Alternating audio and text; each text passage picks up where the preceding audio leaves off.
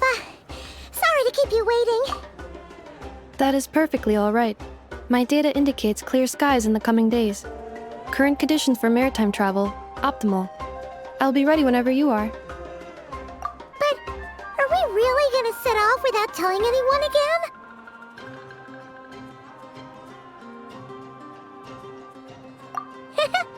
Funny you mention it. You'll never guess who Paimon saw on the way over.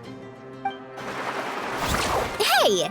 You didn't seriously think we'd let you leave without a farewell party, did you? No chance. Yeah, come on, Traveler. We've already made all the preparations. And most importantly, how dare you try and slip away without first paying your respects to the almighty Dragon Lord!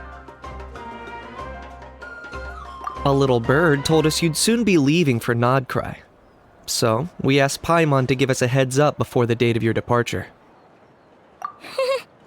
You sure it's not time to think about changing that little habit of ours? Don't worry, we won't keep you long. Besides, everyone's there already. Chaska, Ian-san, Auroron, even the Pyro Archon herself. You're invited too, Anefa. Shilonen has a special gift for you. Accompaniment request accepted. Shilonen demonstrates excellent massage technique. My impression of her is exceedingly positive. Wait, so robots like massages too? Or is it just that Shilonen really knows how you're wired? Alright, enough with the chit-chat. Let's head to the venue.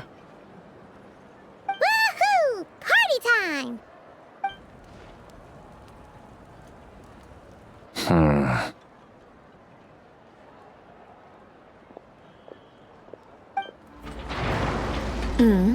Spit it out then. They've set off. Just as my calculations projected. About time I met this variable in person.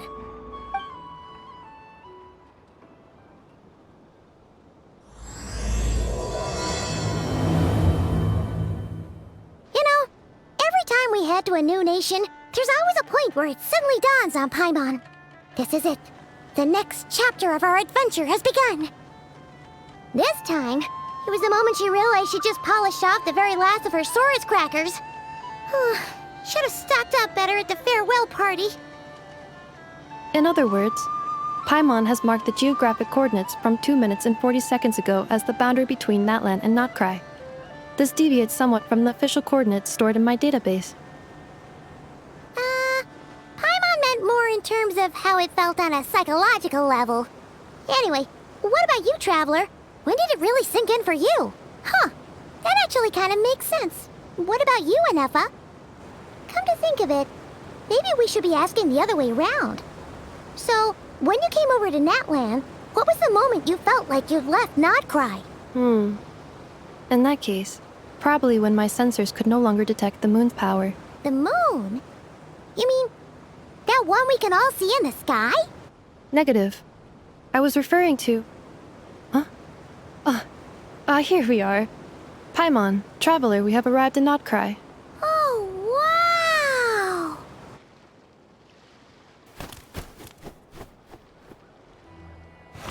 Paimon, Traveler, welcome to Notcry.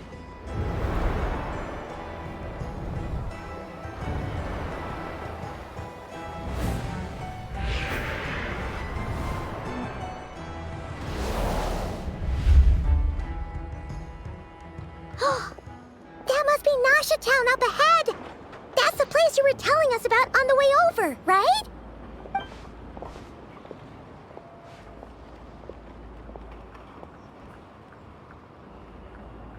That is correct, Paimon. It is also the most bustling commercial hub in all of Notcry.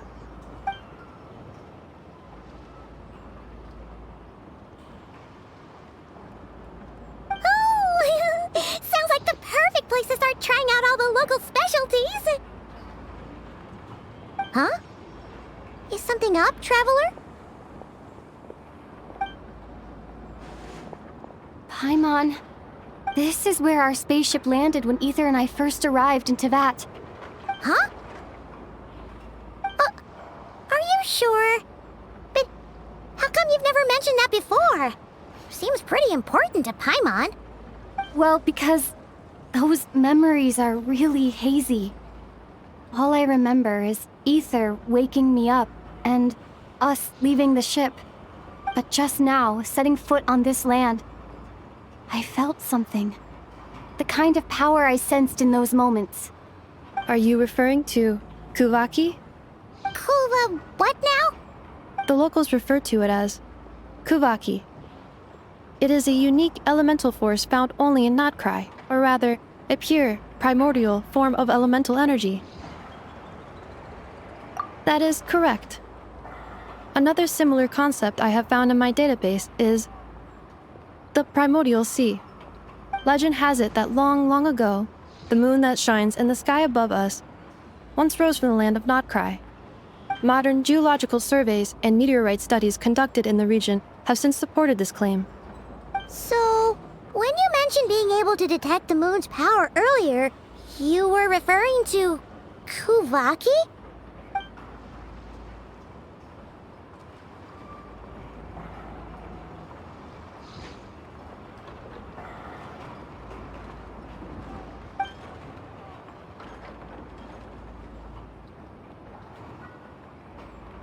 Wait, Traveler, you're saying we might actually find your spaceship here?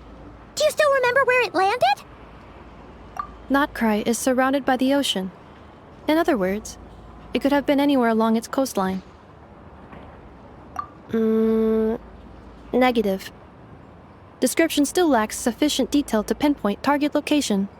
Hey, it's okay if you can't remember everything right away. After all, it's been a really long time. Let's just do what we've always done and keep searching as we explore. Besides, what have you got to fear with your sidekick Paimon still here? I'd be more than happy to help you out as well. Our pleasure. Anyway, just knowing that your spaceship's here in Notcry surely counts as a big step forward, huh?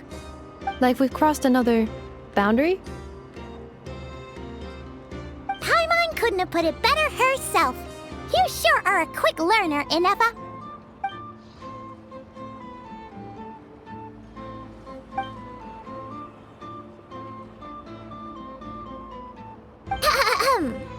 Well, as the best guide in the whole of Tivat, Paimon hereby does solemnly declare, Notcry, here we come! It just occurred to Paimon, if we were looking to put out a missing spaceship commission, or to learn more about Notcry, wouldn't it make sense to drop by the Adventurers Guild? The guild is located in Nasha Town. Simply follow this road and you'll reach it.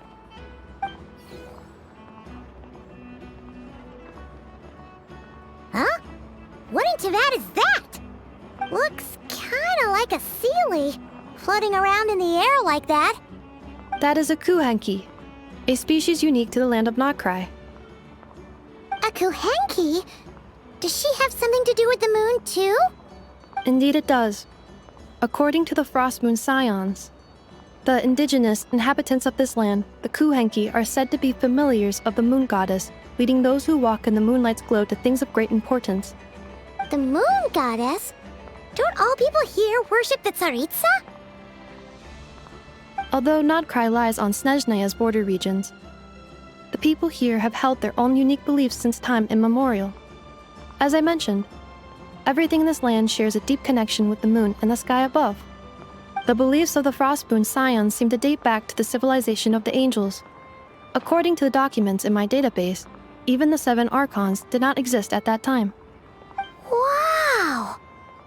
So the origin of their beliefs goes back even further than the Archon War? Correct. At some point, you may come across some statues of their goddess. The Frostmoon Scions carved these as well. Hey! Looks like she's floating away! I suggest you follow her. The probability of an ordinary person encountering a Kuhenki lies in the single digits. Many here consider them heralds of good fortune. Is this a travel guide? Huh. It actually led us to something useful.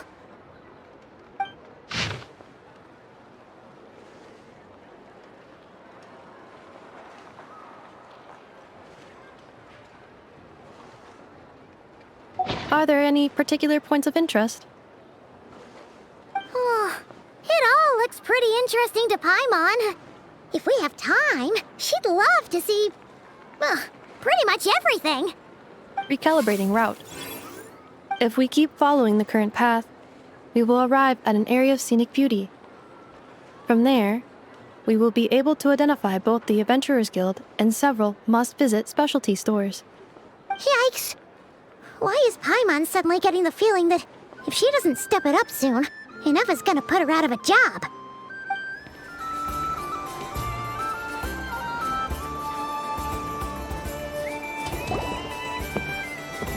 Wow! Nasha Town actually looks pretty big from here. Feels a bit different than Paimon imagined, though. Which aspects in particular deviated from your expectations?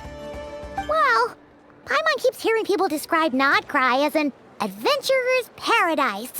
So she kind of thought it'd be a bit more picture perfect somehow. According to legend, there was indeed an era of peace in Notcry's past, the age of the Fae. Tales of those ancient heroes are still told today. One of the most well-known is that of the Lantern Fae. This individual performed many good deeds for Nodcry. The present-day Lightkeeper's nightly lantern patrols are, in part, a tribute to their memory. But then, one day, What happened?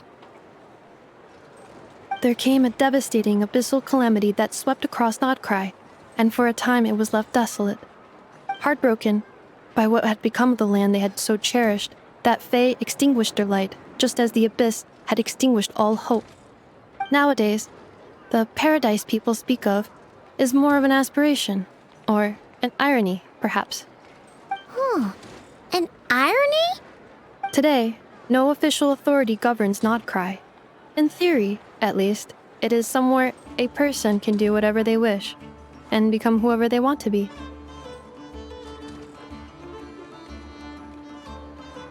The Adventurers Guild is just over there, in Nasha Town's Central Plaza, and the flagship tavern is over that way. Hey, what's that building over there? You know, the biggest, tallest one. That is Aino's Boom and Blast Kuvaki energy cannon. It gets activated when the wild hunt threat level outside Nasha Town reaches a certain threshold. But according to the scan I just ran, the energy cannon appears to be malfunctioning, likely due to a recent discharge. The Wild Hunt? Isn't that the abyssal calamity you mentioned that's specific to Nodcry? It is a phenomenon that has been occurring for several centuries now. Yet the time and location of wild hunt attacks are seemingly random. At first, it was more of an old wives' tale that adults used to scare children. If you don't start behaving, kid, some night, the wild hunt's gonna come for you. Listen, do you hear that? That weeping in the fog? Those are the cries of a young woman being dragged away. You're saying people actually hear things like that? I have not witnessed enough wild hunt attacks to give a statistically sound answer. But the oldest legends say that all people saw was the ghostly shadow of a woman in the mist. It wasn't until later that it became a full-blown calamity. Abyssal monsters and all. Oh, when you put it like that, Paimon's really gotta hand it to Aino. Not only did she repair you, but she's even built a giant cannon to keep the wild hunt at bay. Absolutely. Aino is very impressive indeed. Anyway, according to my schedule, it is time I took you over to the flagship. Oh, sure. After all, we shouldn't keep Varka waiting. Well, Paimon's not sure if he'll actually show up at the bar this early.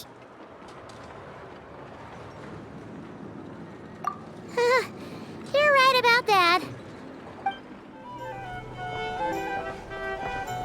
Here we are, the flagship.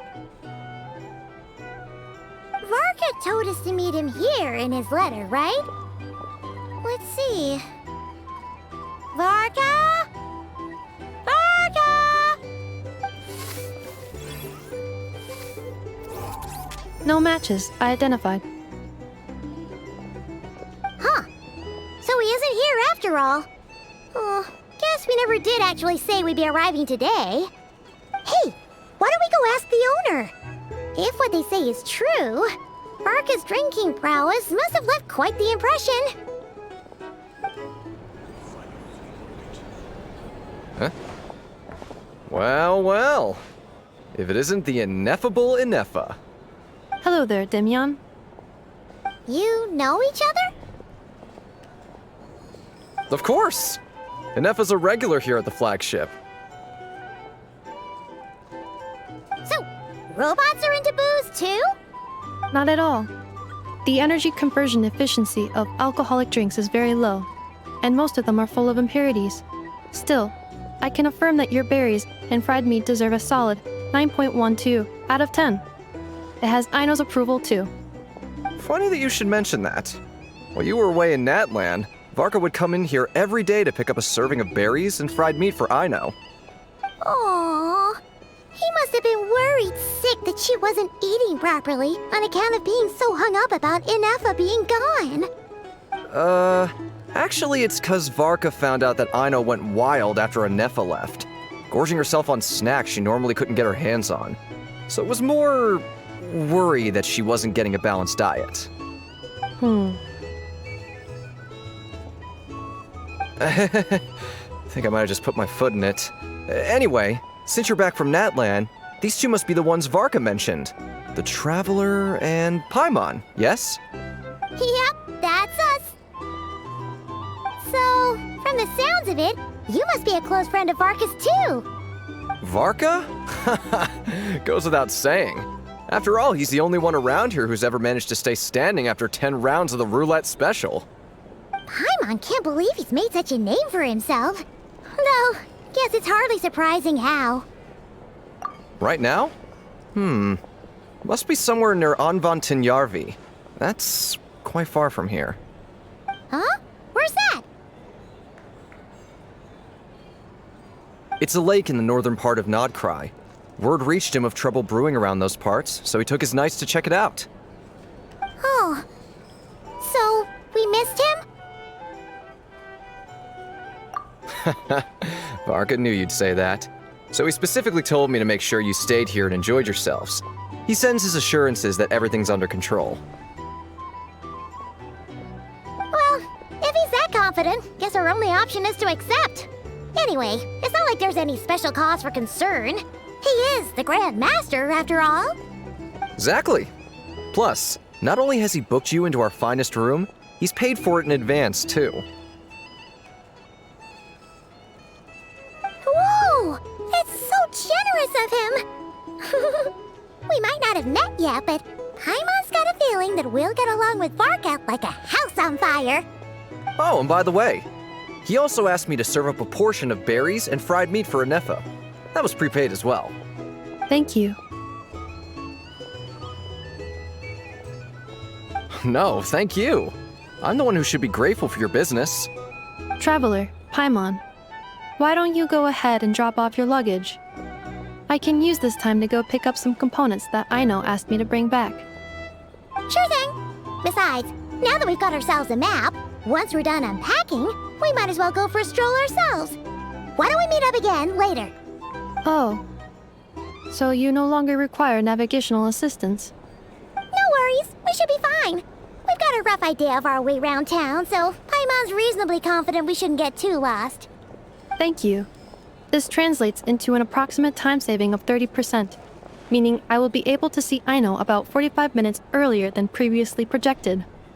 Oh, right. You must miss her a lot, too. In that case, we better get a move on.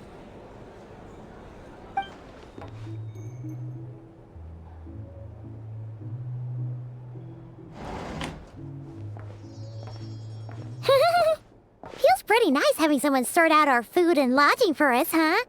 But is this really the flagship's best room? It's pretty big, make no mistake, but it looks a little worn out, right? You mean it's got something to do with Nodcry's history?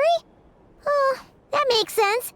But what exactly was this calamity?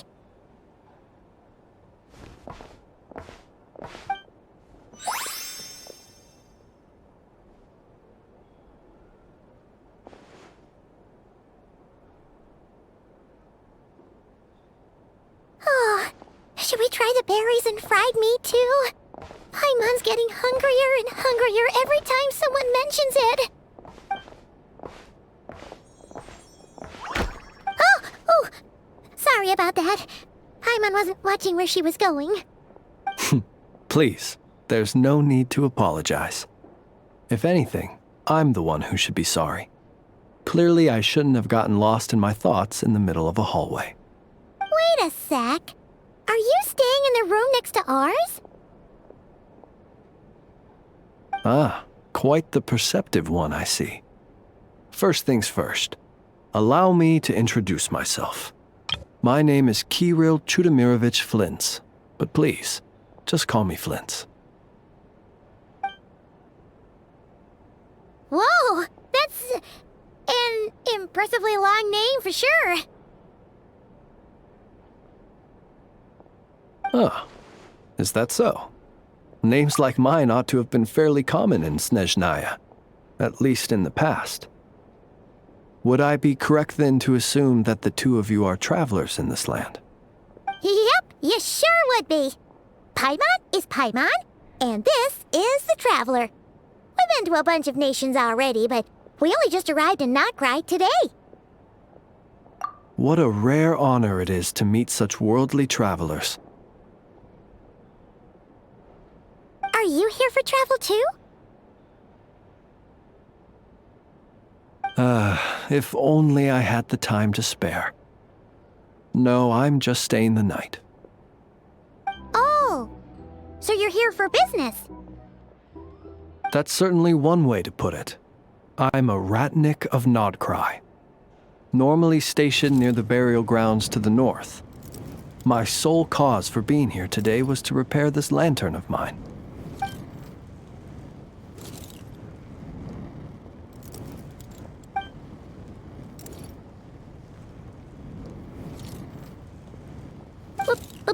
Burial grounds?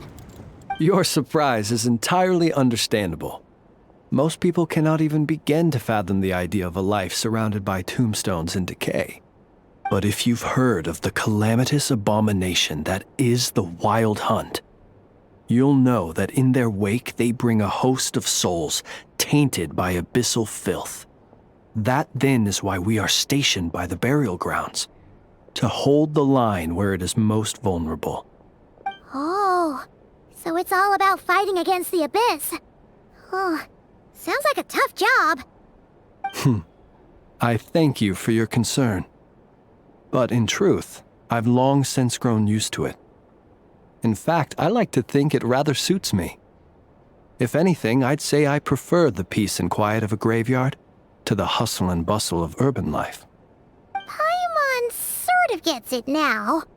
But even so, she's still pretty sure she could never get used to living in a graveyard herself. For one thing, she'd be too scared to fall asleep at night. Oh, I assure you, there's no need to worry on that account. The kind of ghosts you find in cemeteries aren't too big on talking. But even when they do, they're usually far more discreet than the living.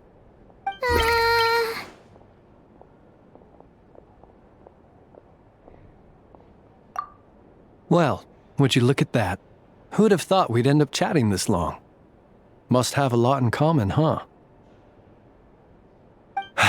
Forgive me, but I must excuse myself, for the time of my appointment draws near. And in terms I'm sure you'll understand, a lanternless Ratnik is like a mapless traveler. A serious conundrum indeed. Oh, sure. In that case, you go right ahead. We won't keep you any longer. Not at all. Should the opportunity present itself, I'd gladly continue our conversation another time. You're always welcome to come visit my grave. The grave I stand watch over. Your visit would bring much-needed light to that place of final rest. Right. Well, if we get the chance. Then allow me to wish you a traditional Ratnik's farewell. See you by the graveside. Ugh. Jeez. What a weirdo. Not to badmouth him at all. In fact, He seemed pretty cultured, but at the same time, kinda spooky? Must be all that time he spent around graveyards. His lantern? No, not really. You mean, 'cause it was broken?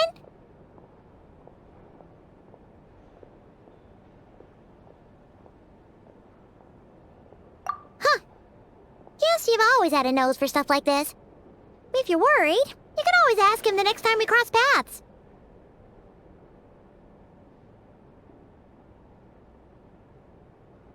Hey, don't you start spouting all that weird stuff too.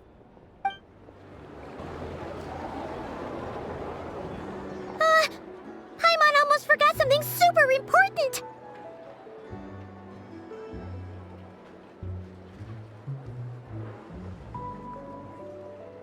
Were we gonna go try out the berries and fried meat? But now, heading all the way back to the flagship feels like such a waste. Please, accept today's boon. Come night or day, may the blessings of the moon goddess shine down upon you. Huh? What's going on over there? Wait, free food? Wow, the people here are so nice! Quick, let's grab some too. Paimon's super curious what their food tastes like. Moonlight illuminates the path before you, travelers from afar. Huh? How'd you know we were travelers? Just now were a song the birds in the sky, singing of your wanderings. You are no ordinary guests, it seems.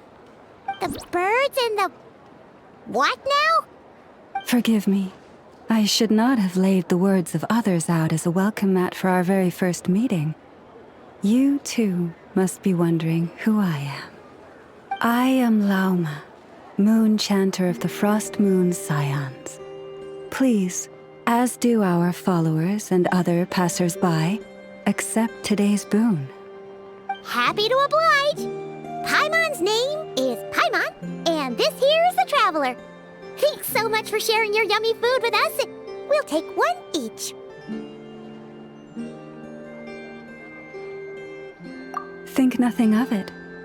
These fruits were the finest we found, delicacies gathered in the wake of the morning dew. It is my hope that partaking of them may lift your spirits to heights anew. The finest you found? Wow, that sure is kind of you, but wouldn't you want to keep those for yourselves? The first fruit of the harvest must be placed upon the moonlight altar, not as an offering to the gods, but as a spark for lost hunters. For it is the blade of the starving that darkness most easily corrupts. As perhaps you have already heard, we Frost Moon Scions revere and worship the moon goddess. We believe that together, virtue and compassion are the shining light that will lead us all out of the long, dark night. And now, with tides of haughty Fatui swarming into Nodcry, driven by greed and greed alone, more than ever before, we must all unite under the banner of virtue. Ha! Look who it is again. Those unsufferably kind-hearted Frost Moon Scions. Got enough for us too? That's right! 2 servings each! We're starving over here! The Fatui! After what you've been doing to our sacred statues, how dare you even show your faces! Wilhelmina, bestow today's boon upon our guests. You hear that? No slacking now. We'll have the very best you got. But, my lady, they... Please, you two, accept this meal. But remember this. Kindness is the first lantern left to guide those who stumble in ignorance. Come again? Let me finish. But should they still refuse to follow the moonlit path, then by our frosted blades shall we show them its shadow. You! Hey, look who it is. Whatever. Just you wait. We'll be coming for you next. Huh? Where's the meat? Who wants to eat this garbage? Those stooges really are the worst. Ever since they came to Nodcry with all their weird equipment and built that so-called experimental design bureau, our lives have been turned completely upside down. Judging from how they reacted just now, it seems the Fatui already know who you are. Well, we have gotten in their way in pretty much every nation we visited, so we're probably at the top of their blacklist by now. I see. Then, on behalf of the Frost Moon Scions, I thank you for the goodwill you have shown us. Because if they had gotten ahead of themselves just now, I'm sure you would have stepped in to help. Just as the birds and beasts put it, your arrival heralds joy to us all. Besides, for a weary traveler far from home, what better respite than to bathe in the moonlight? You will always be welcome at the Frost Moon Enclave, the place we call our home. May we meet again in the moon's gentle glow. These are delicious!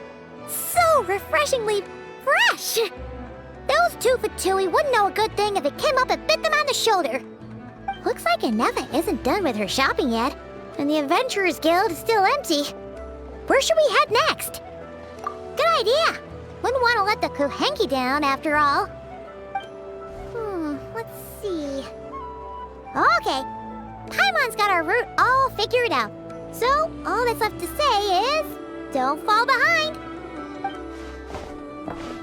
This is Nuts and Nuts. It's mostly a fruit shop, but there's a crafting bench too. This is the Speranza, one of the travel guide's recommended restaurants. All the waiters here are kids. This is the Vesnitsi Prolecha greenhouse. Apparently, their flowers are all made of metal, so they'll never wilt away. And this is the Rossum Workshop. If you ever need a weapon made, this is the place to go. And over here, they've got a super tall observation deck. Whoa! Take a look at that! You can see really far out into the distance. That way's north, and that looks like something built by the Fatui?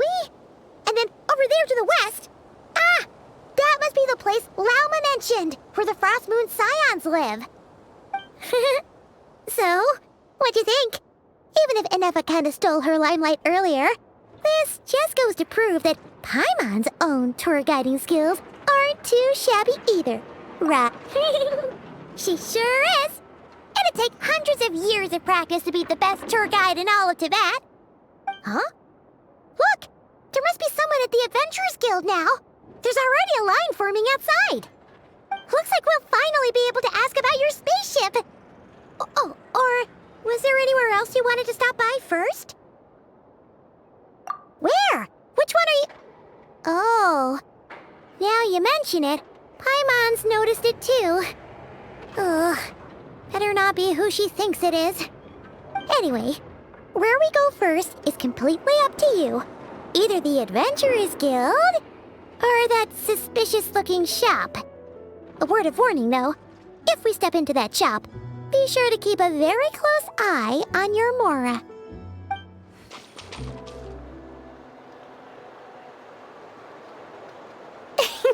Please, here you go. And if you ever need anything else, don't forget to make the great Lord Sangama Bay your first port of call. Oh dear. So it is the real deal. Of course it's the real deal.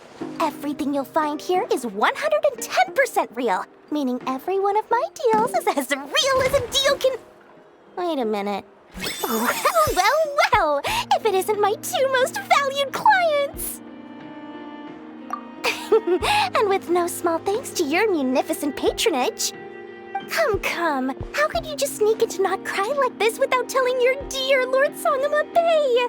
If I'd known earlier, I would have made an absolute I mean, pulled out all the stops to ensure that your boat ride over was as comfortable as humanly possible. Thank the Archons we didn't tell you. Oh, come now. You know as well as anyone how impeccably and conscientiously above board I am when it comes to doing business. Well, regardless of whether that's true or not, the main issue here is that we had no idea you had a branch in Notcry. A clever merchant always has a backup plan, or two, or three up their sleeves. As the saying goes, a rabbit with many burrows fears not the hunter's arrows. A merchant with stores galore hears no debtors at the door. Since you're both here in Nodcry, would you care for some of my finest local souvenirs? Whatever you're looking for, I have it. Or if it's Sumeru you're missing, I've got that covered too. We literally just arrived. Do we look like we're on the hunt for tourist trinkets to take back for our friends? My, your high-minded tastes never cease to impress. In that case, I know just the thing. You must be on the hunt for something like this? What's that? Your hat? Information, of course. Information about Nodcry, locked securely in the otherwise impenetrable vaults of the Lord Sangama Bay's brilliant mind.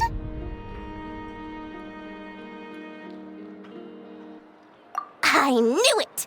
I just knew you'd appreciate the value of my wares. On the back of all our pleasant dealings in the past, I'll even take a hit by throwing in some insider info for free. Wow. You sure are feeling uncharacteristically generous today. What do you mean by uncharacteristically? I am the most generous person forget it. Anyway, the long and the short of it is this. The moment I set up shop in Nodcry, it struck me how many different factions there were, all competing against each other for power and influence. Well, as they say, there's no time for business like a crisis. Things got even more turbulent after the Fatui pulled down 2 ancient moon's remnants. People began to catch a whiff of the coming chaos. And the more troubled the waters, the greater the potential profit. Not at all sorry to interrupt, but we're not here for Mora. Oh, really? But surely it was the tales of an adventurer's paradise that brought you here. The chance to take your very own slice of all the latest and greatest business opportunities? In that case, what would you like to know about? The Frost Moon Scions? You mean the people who believe in the moon goddess? They're not a bad bunch. It's just, well, they have such simple tastes. No luxuries, no indulgences, no nothing. Trying to earn a little more from that lot is like trying to squeeze blood from a stone. Still, things between them and the Fatui have gotten pretty tense. It's only a matter of time before the powder keg goes boom. And when that happens, that's when business will start to boom too. Oh, they're an organization set up to keep the locals safe. Apparently, they have a long and glorious history, and they're made up entirely of volunteers. But seriously, a volunteer organization in Nodcry? This place is hardly a magnet for noble hearts. No pay, all work. That's not a business model, and it's certainly not for me. Everyone knows they're here for the Ancient Moon's remnants, but no one's sure why they pulled them down in Nodcry of all places. Anyway, they've been acting mysterious enough, but if you ask me, that Kuvaki Experimental Design Bureau of theirs up north hides secrets wilder still. That bunch of booze-loving monstaters? Ugh, don't even get me started. As fellow Outlanders, I thought they'd be easy pickings, but somehow, every single one of our business negotiations wound up at the flagship. I've done plenty of deals with heavy drinkers before, but those guys? I never once made it to the contract signing before blacking out. I'm getting flashbacks of the hangovers just thinking about it. What now? A spaceship? Nope, never heard of anything like that. Don't you two get involved in any big business here without so much as a heads up, you hear me? At the very least, consider letting me in as a key investor. Oh, I almost forgot to mention, Sooner or later, you'll no doubt end up doing business with some other merchants in Nodcry. And someone's bound to mention a place called the Curatorium of Secrets. Listen to my advice. Do not, under any circumstances, go there, no matter how much trouble you're in. The Curatorium of Secrets? What do they get up to there? Just a place that handles all kinds of disputes. But the owner will charge you an absolute fortune, and she has a temper to match. Nothing like your friendly neighborhood, Lord Sangama Bay. You're not just saying that to stop your competition from undercutting you, right? When did that little pipsqueak get so sharp? And after I gave them all that info for free just to win them over. What do you mean? Of course not. I'm only thinking about your wallets. I mean, on behalf of your wallets. You're really not convincing anyone, you know. All right. Business is a cutthroat business. I won't argue with that. But I'm not lying about that boss lady. Not only did she make it into my top 3 people not to mess with in Nodcry, she's also in my top 3 people most eager to trade in favors. Seriously? It feels like you're just bad-mouthing your rival now. Fine. If you don't believe me, go see for yourselves. We might both be from Sumeru, but compared to hers, my conscience is so large, why, you could fill 3 whole palaces of Alcazar's array. But when you realize what I'm saying is true, don't say that good old Lord Sangama Bay didn't warn you.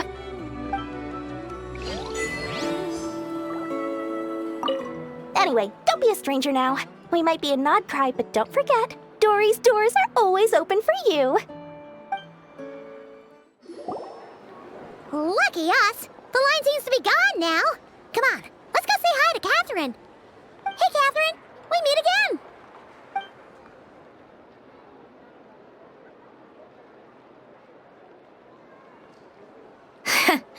How ridiculous. Huh? They often say that mortals, shackled by their own flesh and blood, may fail to perceive the truth of this world, even when it is right beneath their very noses. Yet I had not expected to have the pleasure to witness such heights of absurdity firsthand. But Paimon must have gotten the wrong person. At second glance, you do seem a bit younger than Catherine, and you certainly sound a lot less friendly. A creator might forgive ignorance, but being mistaken for one of my own creations is beyond all pardon. Look very closely, for standing before you is none other than Marionette, 7th of the Fatui Harbingers. A harbinger?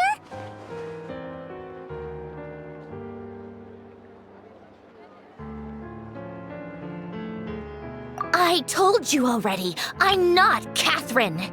Just how obsessed are you with my machines?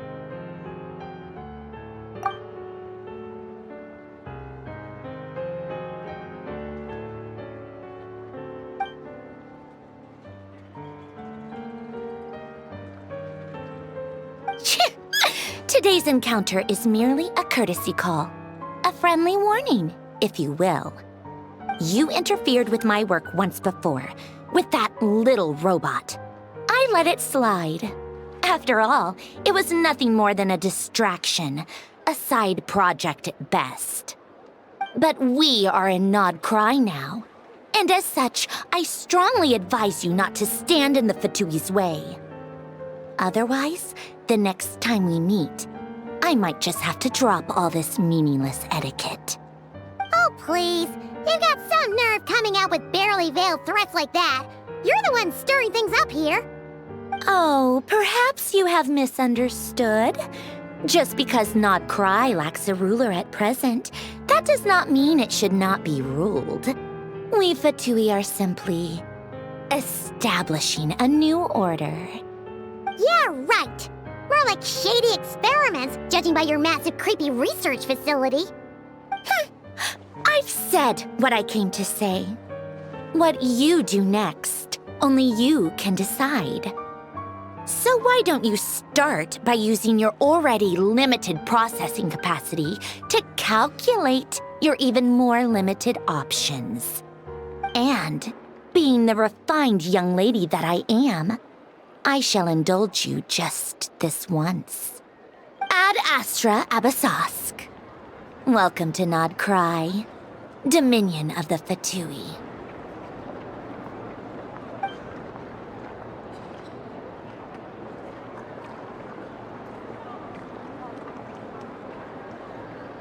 Ugh! Paimon's so mad right now! How can anyone so obviously evil be so annoyingly self-righteous? But if a Fatui Harbinger is here to greet us in person, that can only mean one thing. We'll have to be extra careful from here on out. Paimon hates feeling like she's being watched. Hey! The real Catherine's back! Ad Astra Abyssosque. Welcome to the Adventurers Guild. How may I help? I will do everything I can to assist you. You're so much nicer to talk to, Catherine. Please don't leave us again, okay?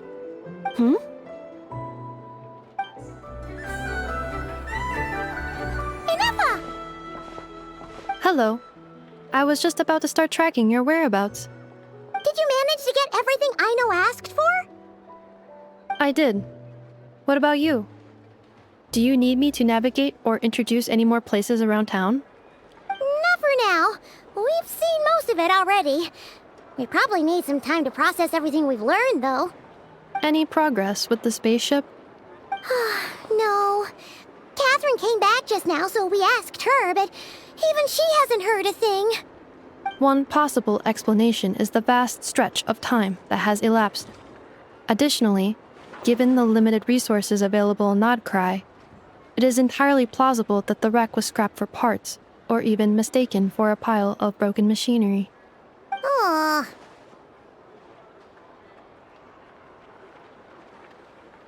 Understood. In that case, why don't we go ask Aino together? After all, she was the one who salvaged me, ancient dragon technology and all. If there really are any unusual parts floating around Nodcry, there's a high chance they've passed through her hands at some point or another. Good point. And since you keep mentioning her, we're curious to meet this whiz-kid mechanic too. Understood. Then I'll handle navigation as before. ETA at the Clink Clank Krumkake craft shop. 34 minutes ahead of schedule. Oh no! There's a little animal trapped over there! Let's go help it out! Huh? That's weird. Why isn't it responding? The tides of Kuvaki affect everything in Nodcry. So much so that many creatures have evolved a kind of dependency upon it, growing stronger or weaker as it waxes and wanes. This little animal must have been caught here unprepared. So you're saying we need to use Kuvaki? Paimon will leave it to you guys then. Don't be scared! We'll get you out of there soon!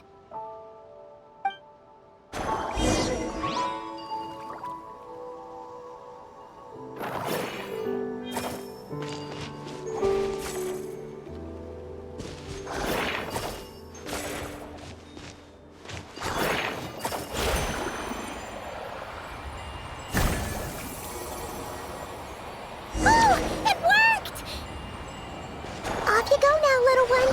Don't go getting yourself caught again.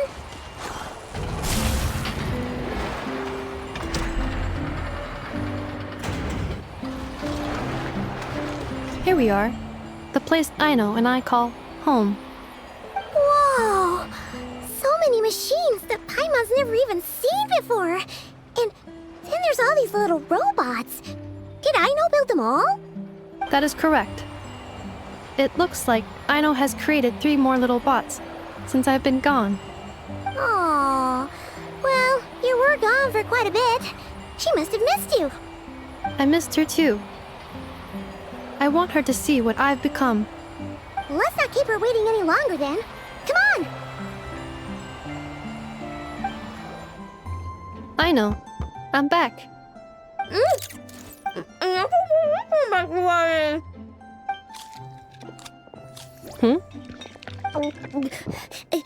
Inefa? You're back significantly earlier than I expected. Like a whole 30 minutes at least. Everything went very smoothly, which saved me quite a bit of time, so I...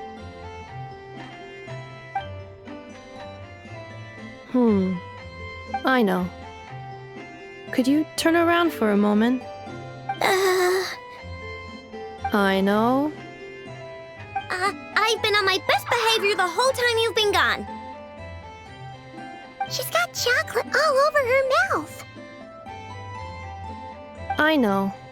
While I was away, did you strictly abide by my tailor-made snack intake schedule? Oh, of course I did. 1 whole cake, 1 crumb cake, and 1 pack of chocolates a day, right? It was either a cake or a crumb cake or a pack of chocolates per day. Oh, shoot. When did you finish the snack stash I left for you? Literally just earlier today. Let me just go run a scan on that. I meant today, a week ago. And then you restocked an entire week's worth on your own initiative? 2 weeks worth.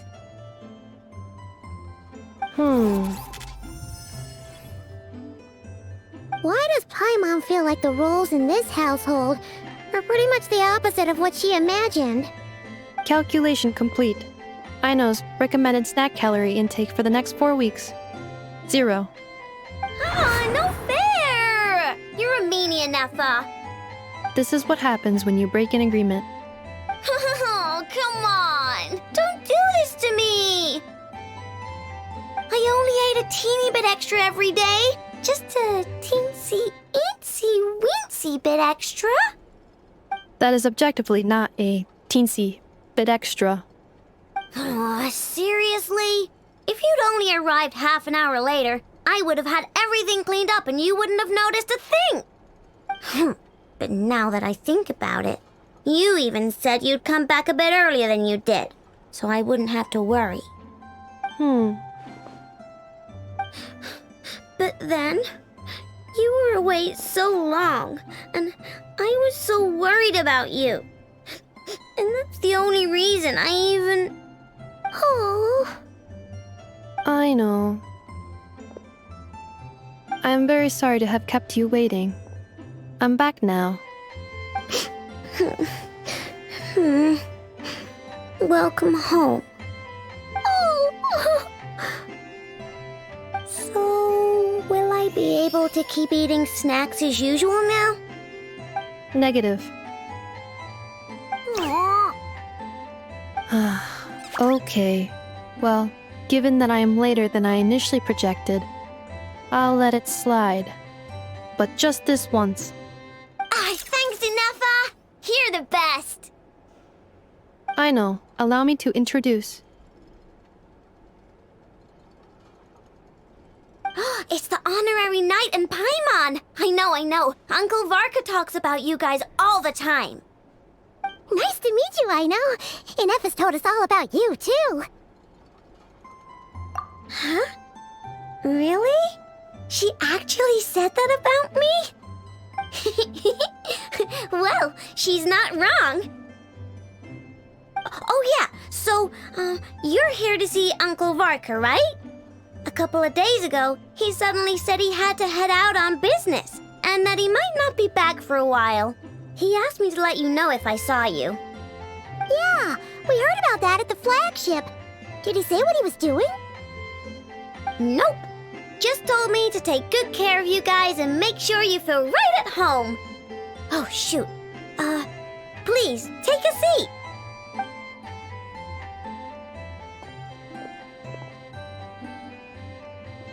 Do either of you need my help with anything? Anything at all? After all, I'm the head of this household. Sure wouldn't know it from that snack tantrum she just threw.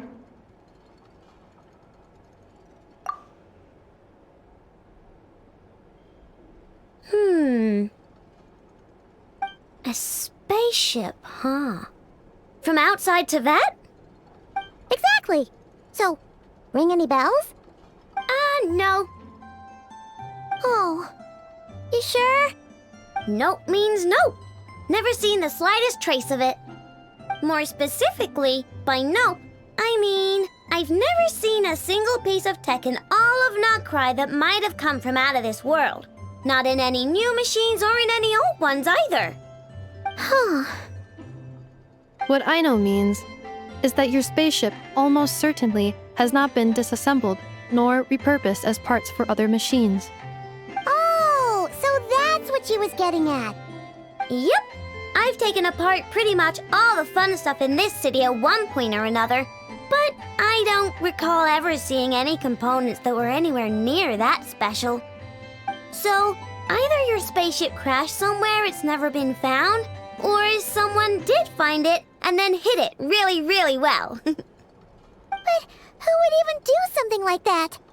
Beats me. Maybe someone who thought they could stash it away for a rainy day. Just like how I sometimes hide snacks in the...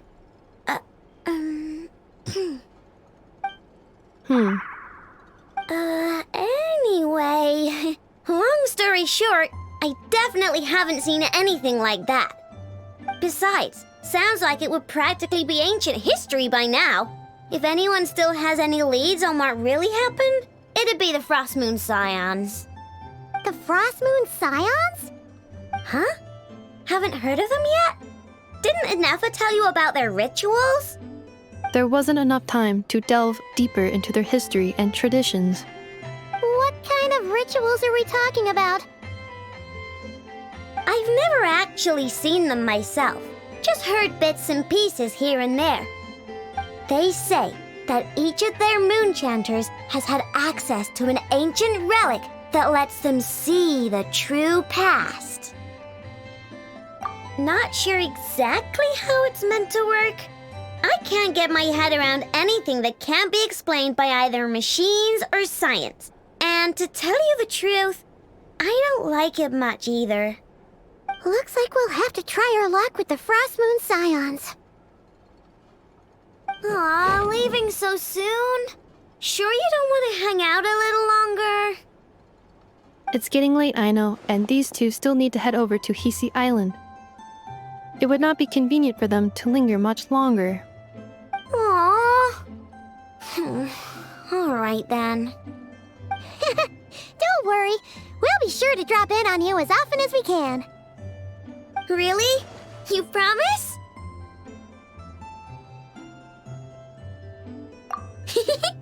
Sounds like my type of visitors. You're welcome anytime. I'll be staying to look after Aino today, so I won't be going with you. Hey, don't sweat it. We'll find our way just fine. I'm glad to hear that.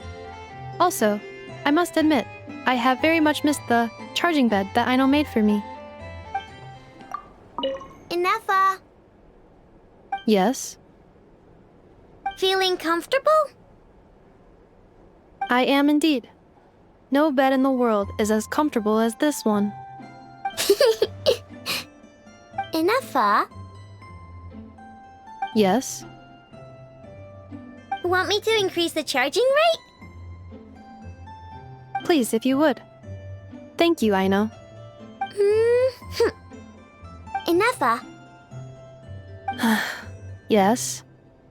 I'm hungry. In that case, please enable quick charge mode.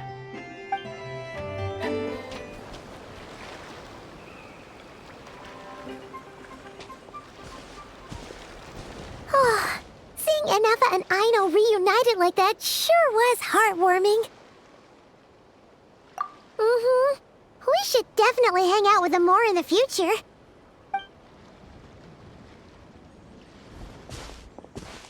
Speaking of homes, we must already be close to where the Frost Moon Scions live. The vibe here feels different, just like the scenery.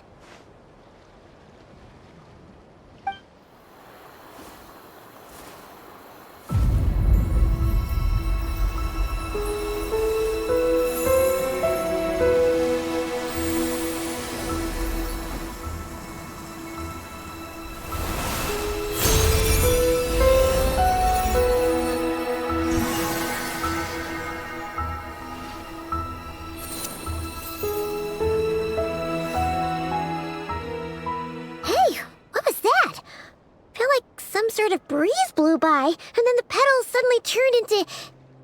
Huh? Is that a Kuhenki? She looks different from the ones we saw before. Hey there! What's your name? Huh. Doesn't seem able to speak. No idea what she wants.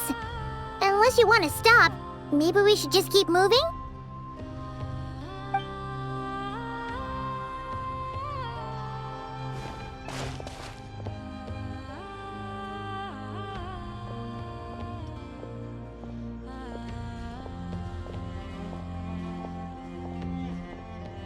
She's following us! Go on. Go on now. We've got stuff to do. Best you find someone else to hang out with.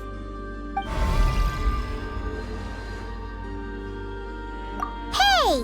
Don't make it sound like Paimon's some kind of meanie. Paimon had no idea what she wanted, okay?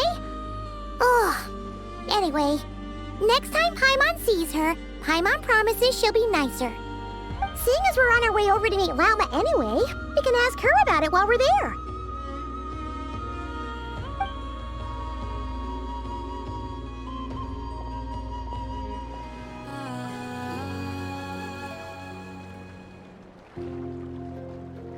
Huh? Hey, look! Isn't that Lauma? The moon chanter? Let me take a look at your wound. You must be more careful. Doesn't matter how much of a rush you're in, your safety always comes first. Oh, you're back too. How was your day? You what? Those two Fatui? The ones who were causing trouble in Nasha Town? You went to teach them a lesson? And you put that in their food? You naughty little thing! How could you do that? They didn't notice. That's not the point. You mustn't do that again, okay? Next time, at the very least, bring a few of your friends along too. You'll be an easy target if it's just you on your own. Hey, Lauma! Still remember us? Oh. It's the Traveler and Paimon, isn't it? Welcome? Not at all. Those who come with kindness in their hearts are always welcome with the Frost Moon Scions. Were you just talking to those animals? I was indeed. The Frost Moon Scions bloodline is unique, for throughout our history, there have been many among us who could communicate with all living things. What was that? Oh, is that so?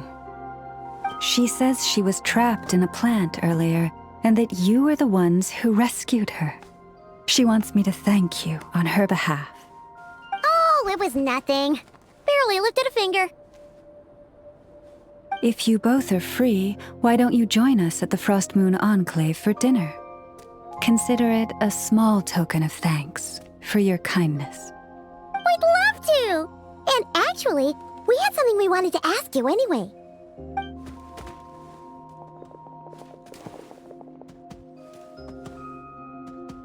Oh, you're interested in the story of Kutar? Kutar? Yes. Kutar is our moon goddess, the moon maiden who guides us. But up close, this one somehow seems a bit different from the one in Nasha Town. It's like it's more... natural? Or like... more harmonized in its design. That is because ever since the Fatui arrived in Nordkrai, they have been modifying and defacing our statues as they please. These statues were made by the Frost Moon Scions who settled here hundreds of years ago, crafted from the very finest Lunasol stone. Not only is this stone exceedingly rare, but it also brims with Kuvaki. I suppose the latter must be what caught the Fatui's eye. For a time, we put up fierce resistance, but now, this is the only one left that still retains her original form. We heard they even pulled some ancient moon's remnants down from the sky. That's right. The two largest remnants landed in Nodcry. One here on Hisi Island, and the other on Paha Isle. The Fatui built their research facility on top of the remnant over on Paha Isle, but they've had their sights set on the one here, too.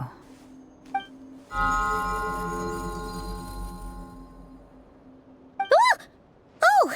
It's that little Kuhenki again! Surely that can't be. Hey! We've been wondering what was up with it, too. It just appeared out of some petals and hasn't stopped following us since. No, that is no ordinary Kuhenki. These we name Luonnotar, beings born from the moon goddess's blessing. Can you understand what it's saying? We honestly haven't got the slightest idea why it's been following us. I'm afraid not. I cannot fathom its thinking any better than you can. Sometimes a long time must elapse before the moon goddess's blessings turn into Luonnotar. Perhaps you two were simply there to witness that transformation. Oh, maybe. Legend has it that the Luonnotar bring good fortune. Given that it seems to have taken a liking to you both, why don't you let it come along with you? Really? Then you can start by helping us find some more treasure chests along the way. Capiche?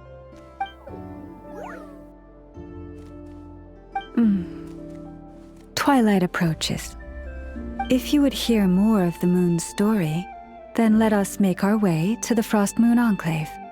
Beneath the gentle moonlight, I shall share this tale in full.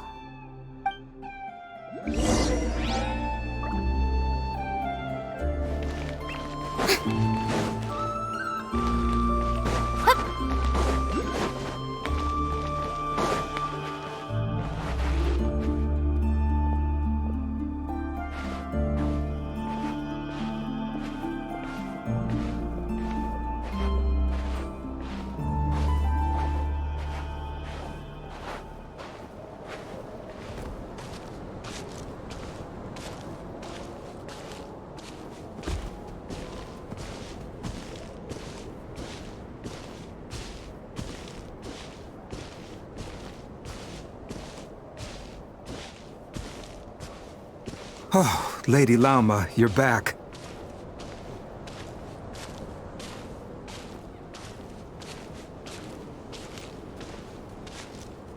Come day or night, may the blessings of the moon goddess shine down upon you.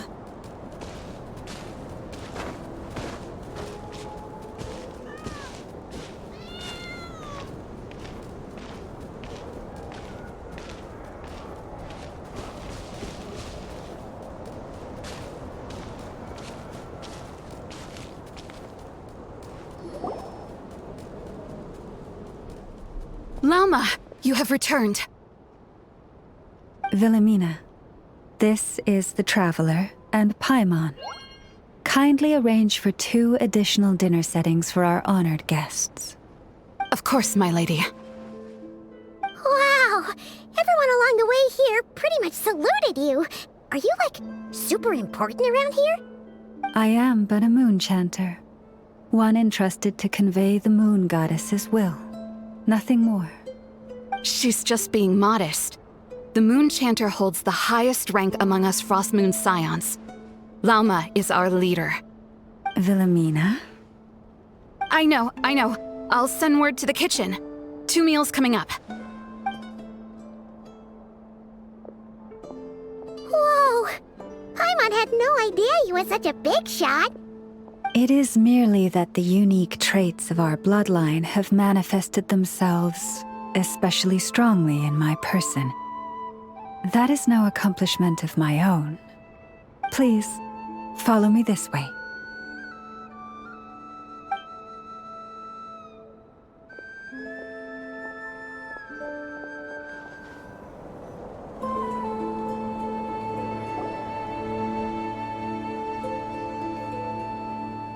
Even to this day, I am still trying to piece together the many fragments of our past. It is a story not only of the Frost Moon Scions, but also of the moons themselves. A story of the moons? Yes. We Frost Moon Scions are the last descendants of the ancient golden realm of Hyperborea.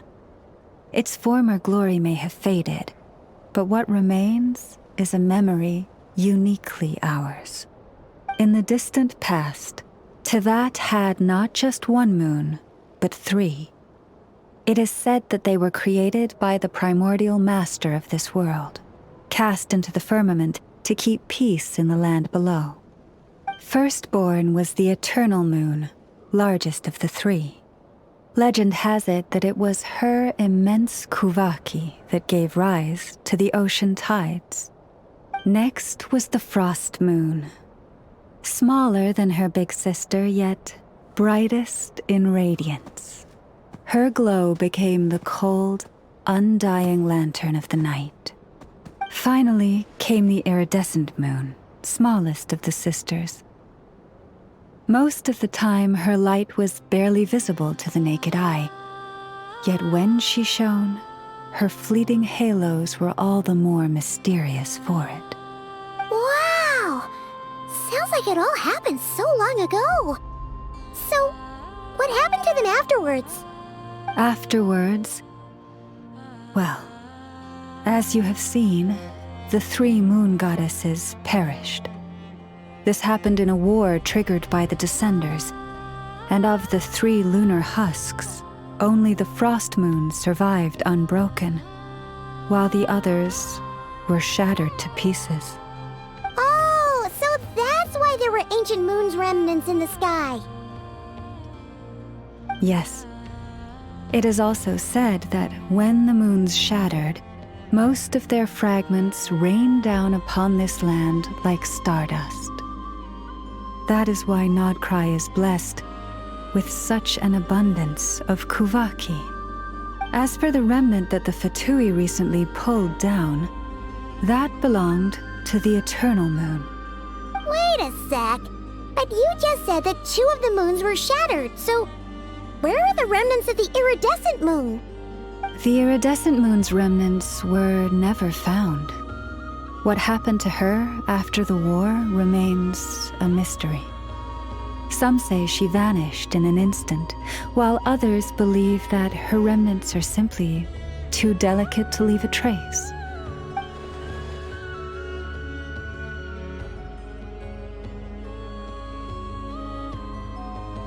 Yet, though the era of the 3 moons has long since faded into legend, successive generations of Frost Moon Scions have always passed down a prophecy that one day the moon goddess would return. And in the end, that prophecy did indeed come to pass, though not quite. Lady Lauma! Lady Lauma, are you there? Cappy, what is the matter? Lady Lauma, it's my daughter, Karina. Her illness. Take me to her, right away.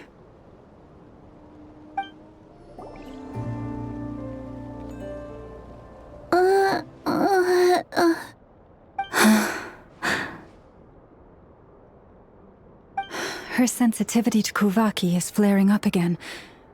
After her last treatment, did you follow my advice and seek medical help in Nasha Town? But those doctors are all Snezhnayan. They're outsiders, compatriots of those brutes who invaded our homeland. How can we possibly trust them? Not all outsiders are enemies, Cappy. They've been treating this condition for generations. They have the experience we lack. But we're Frost Moon Scions. Should we not remember what the outsiders did to our moons? Surely the Lady Kutar will reward our devotion. But Cappy, Kutar is long... This isn't the time for a debate. O lost child, snow-swept and buffeted by the howling winds of the frigid night, Let not the silver flame within you fade. By the frost moon's grace, I shall warm you, curled up as a fledgling in frozen soil. Praise be to the moon goddess, my Karina.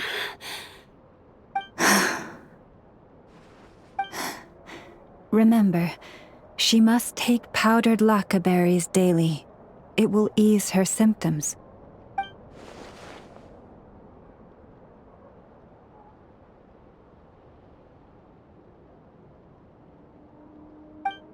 Llama? Philomena, what is it? Dinner is ready. I see. Cappy, let her rest here for the night. I'll have someone bring her a blanket. All right. Thank you so much, Lady Lauma.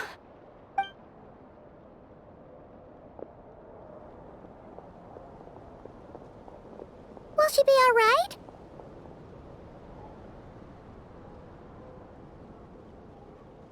Yeah. If there's anything at all we can do, please don't hesitate to ask. Thank you for your kindness. For now, though, Karina should be fine. She'll be feeling a lot better tomorrow.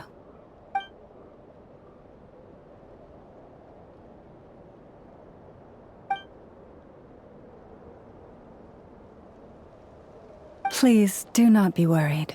Come, let us head to dinner. I believe you still have some questions for me.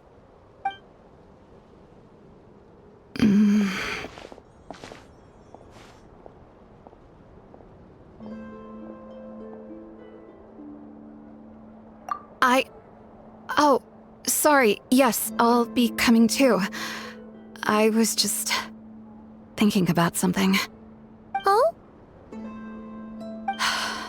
Lauma makes such an unshakable moon chanter. Calm, capable, someone we can count on. Deep down, though, I know she's been quietly carrying the burden for the rest of us. Traveler, Paimon. Believe me when I say that as a fellow Frostmoon Scion, I do worry about Lauma. It's just that sometimes it's hard to say it to her face. Could I ask you to look out for her? I can tell she really trusts you.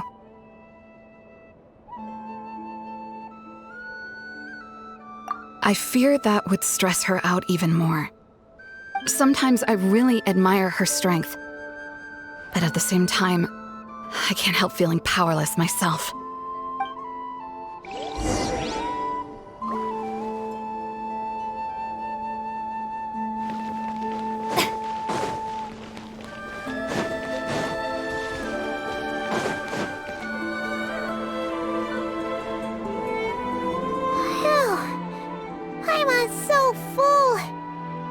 Even better than the stuff you gave us before. I'm glad to hear it. Thank you for accepting such simple hospitality. Hey, we should be the ones thanking you. Seriously, that was seriously scrumptious. How did you even manage to finish it? This slop's barely edible. Then again, I guess that's what you'd expect from savages. It's you! Those rude old Fatui we just met back in Nasha Town! My sincerest apologies. If you found the food we gave you earlier difficult to swallow, may I suggest taking a deep breath and joining us? These delicacies might change your mind. After all, I suspect that your previous meal may have been tainted with something most unpalatable. Huh? What do you mean? Tainted with what exactly? With the bitter snobbery of those who call themselves civilized. Why, you?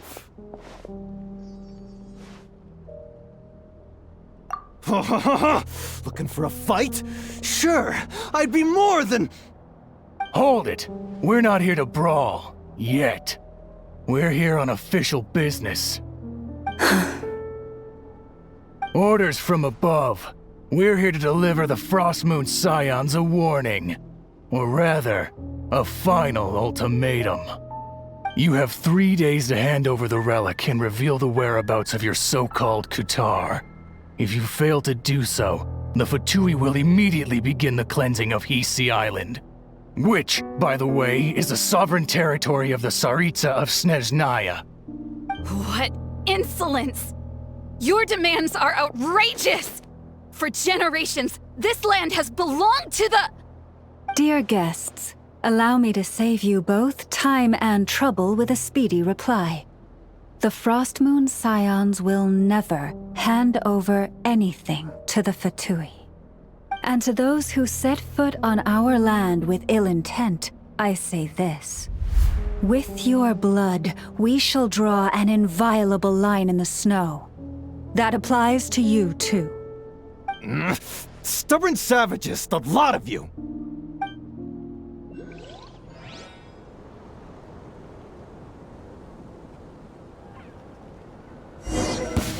Better hold back this time. Who's there? Emerge, right now. Shower me with praise! Forest, protect us. You're pretty sharp. You'll pay for this. Mark my words.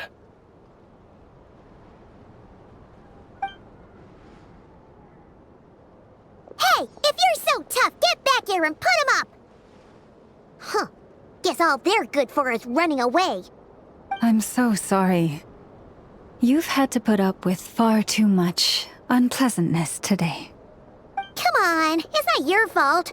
We don't like bullies like them either. But still, they mention a relic and Kutar. What exactly could they be after? Oh yeah, so this might not be the best time to bring this up, but we kinda have a favor to ask of you, Lama.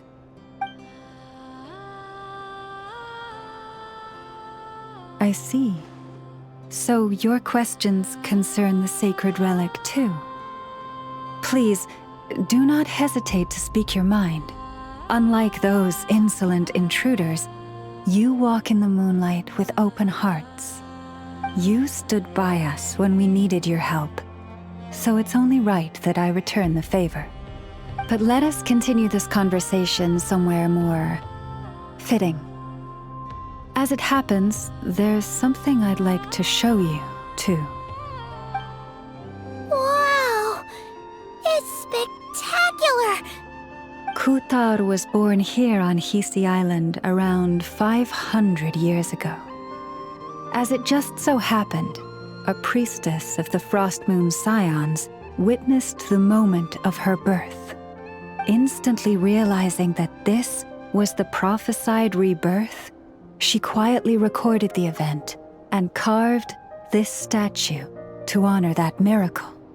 According to legend, Kutar's birth was accompanied by the sudden appearance of many Kuhenki, who wove the moonlight that bathed her into silken vestments fit for a goddess. Hey! It's like it knows we're talking about it. From that day forth, the Kuhenki have been regarded as Kutar's familiars. Some believe that their habit of guiding travelers to hidden treasure stems from an instinct. The same one that not only drives them to protect the moon goddess, but also to make her smile. After all, according to the records, Kutar always looked lonely as she gazed up at the distant moon. Kutar left Hisi Island before I was even born. According to the previous moon chanter, the goddess was angered by our people's greed, and that is why she left us. Where did she go?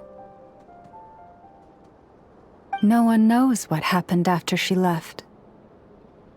But just a few months ago, after those 2 ancient moon's remnants fell from the sky, she was spotted on Hisi Island once more. And the Fatui have been harassing and threatening us ever since. Judging from what they've said, our moon goddess is actually their missing harbinger. Columbina, the damselette. The damselette? But isn't she number 3 amongst the Fatui harbingers? So she's actually the moon goddess. Why would she join the Fatui then? That too is a question I've struggled with. But even at the best of times, understanding other people's choices is difficult, let alone those of a goddess. Plus,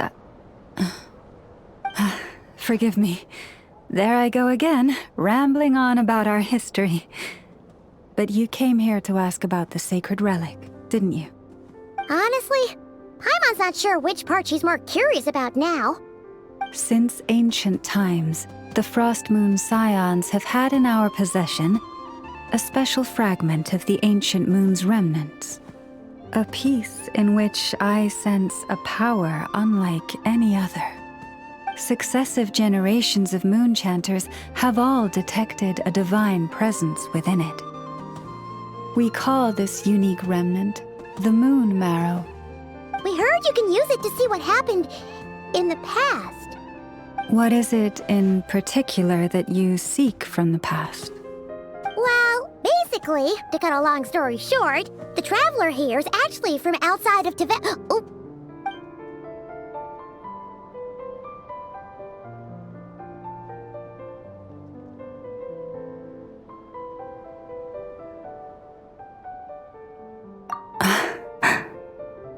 Thank you.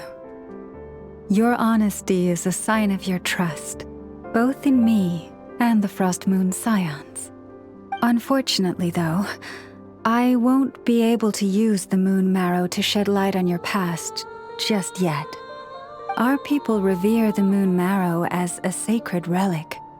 I'm only permitted to retrieve it from the secret chamber in which it is hidden once a year, on Moon Prayer Night.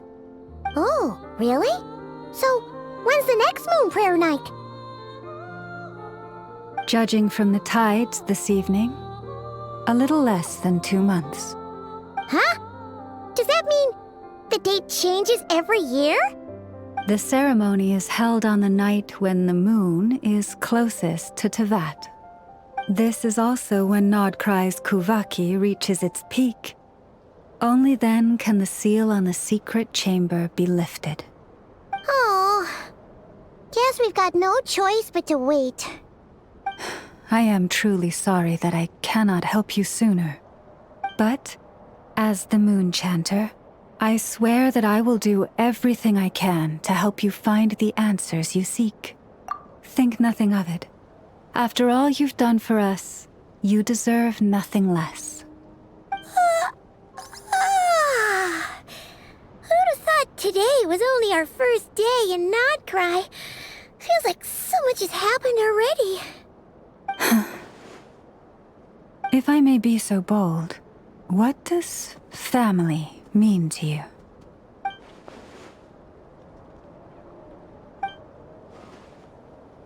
If you are aware of something, a secret that could hurt your family, would you be honest with them, or try to hide it?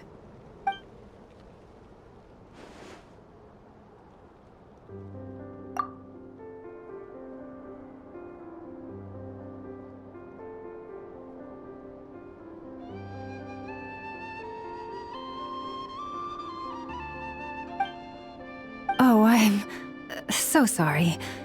That was a strange question. I didn't mean to put you on the spot. I guess I've just never met anyone with a story quite like yours before. I just suddenly had the urge to ask. It's getting late, and you two must be rather tired too. Would you like to stay the night here on Hisi Island? I can have someone prepare some lodgings. Oh, that's all right. We've already got a room back at the flagship as it happens. Speaking of which, if you ever need us, feel free to come knocking. Do you need me to show you the way back? No worries. It's right away, and you should get some rest too, Lauma. I'll make sure to be careful. Understood. Then I won't keep you. May your first night in Nodcry pass in stillness and peace. So, what you thinking? Sure was an eventful day, huh?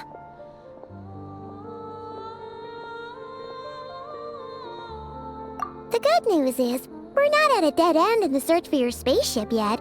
We can always learn more about this place while we wait. The usual drill, huh? Paimon's really getting sleepy now. If she gets too tired to fly back, you carry her, okay?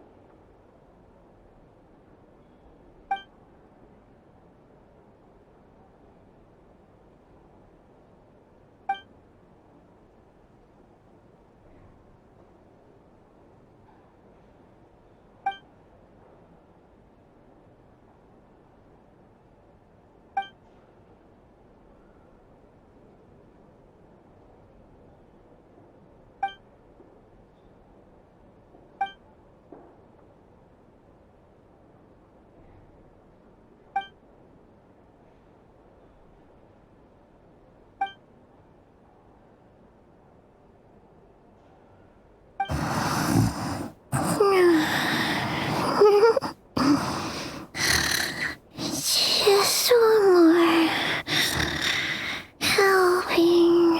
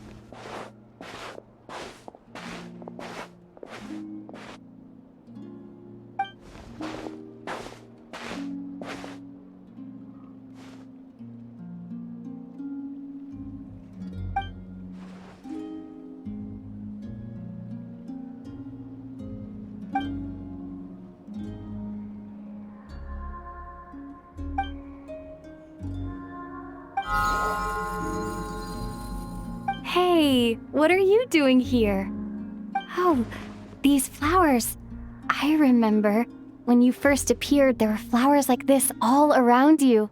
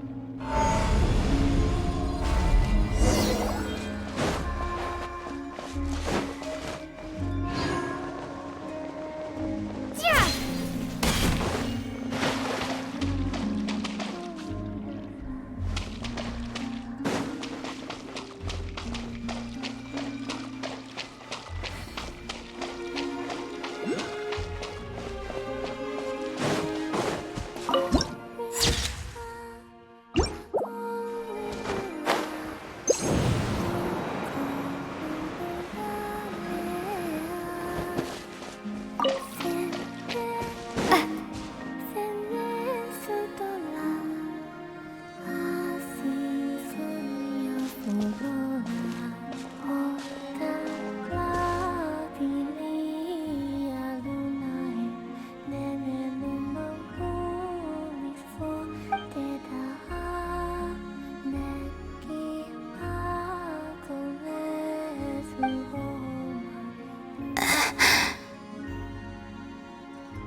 goes there?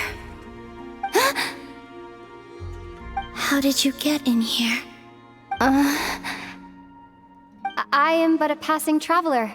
I followed your song here. I'm very sorry if I've intruded. The Kuhenki. She brought you here.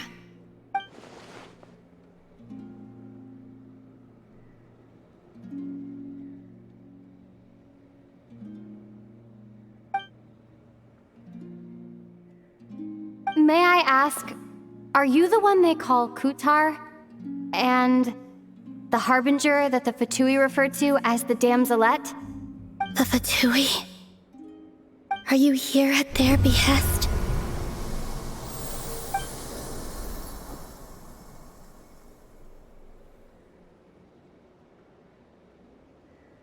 Please don't get me wrong. I have no intention of doing anything for the Fatui. I just wanted to ask you about Nodcry. And the moons. The moons? Do not believe in what you can see.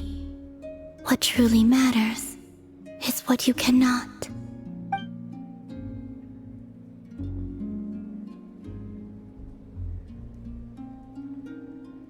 What do you mean?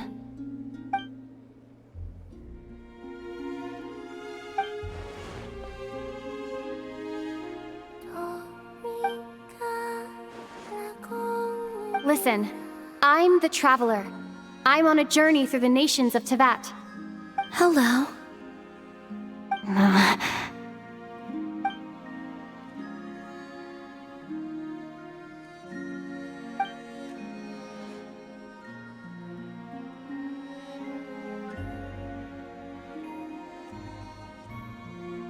Could you tell me your name? Columbina.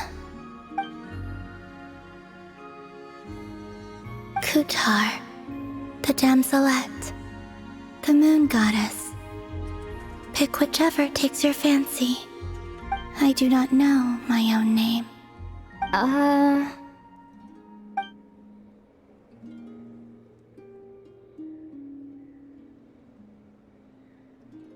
Then... Columbina. Hmm?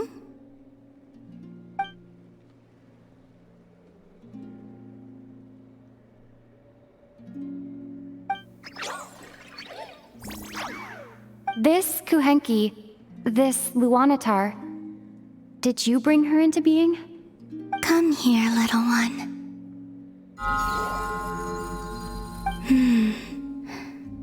The trace of a blessing, but not one of mine.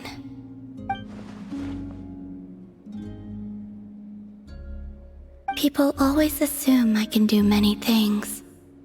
Assume I have done many things. But I haven't. All I ever wanted was to.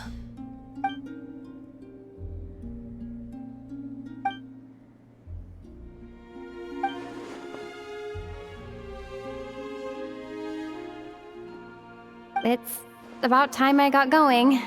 I'm very sorry for disturbing you today.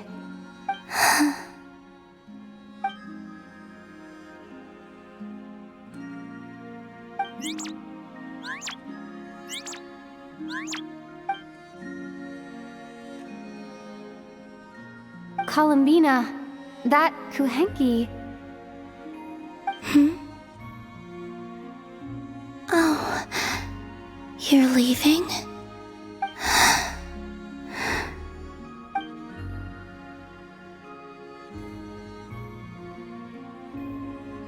Go then.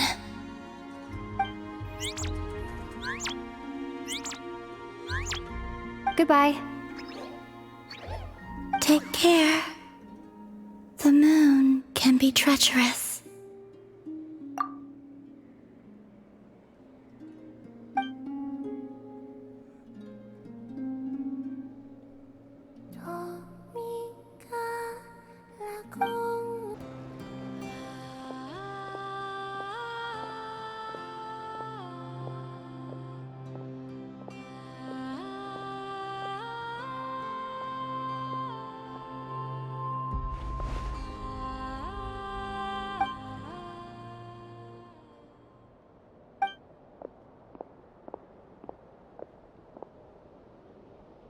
Wait, is that...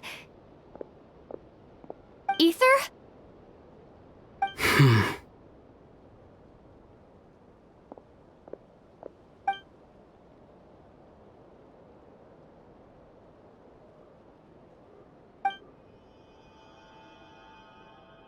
Ether!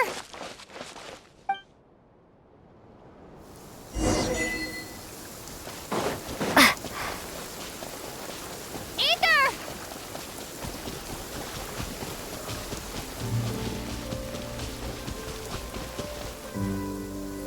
Ether! Lumine, it's you.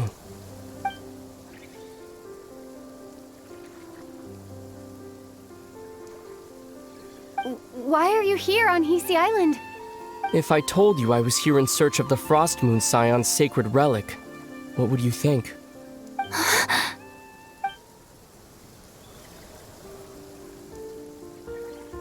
Are you also here to uncover the truth about our past? That's right. What happened to us in the past? How we came to Tevat? Why our spaceship crashed here? There are things I want to know too. But I'm not about to sit around waiting for another 2 months to find out. Wait! Wait? But I still have unfinished business.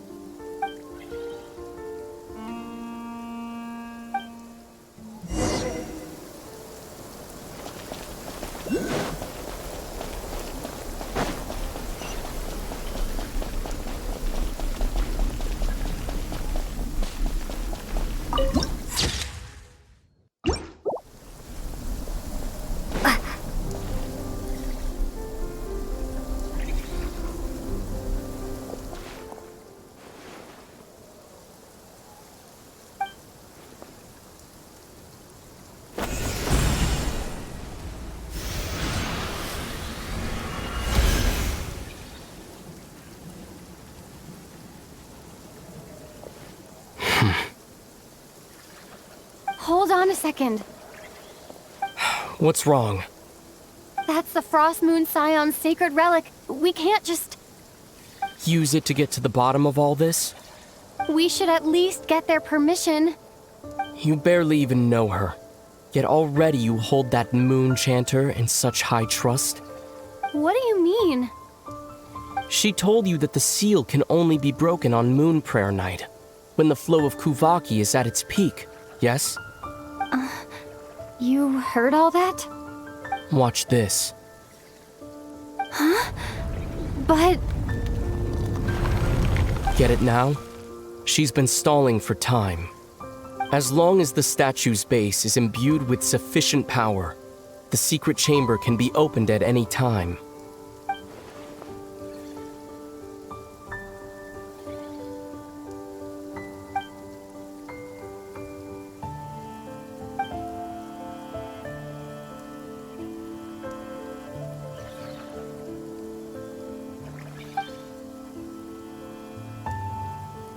Is it such a sin when I don't put all my cards on the table for you, but not when someone else is doing it?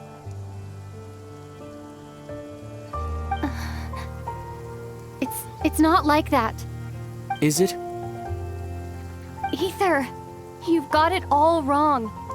This whole time I've wanted to ask you, what happened to make you like this? I admit, I've been having trouble accepting it. But after all this time apart, I've finally come to terms with who you are. Willful side and all. I trust you. I still do. Through all the worlds we've traveled, you've always been there by my side. If there are things you can't explain yet, I can wait while the journey goes on. I'll wait as long as it takes, until the day you're ready to talk. Lumine.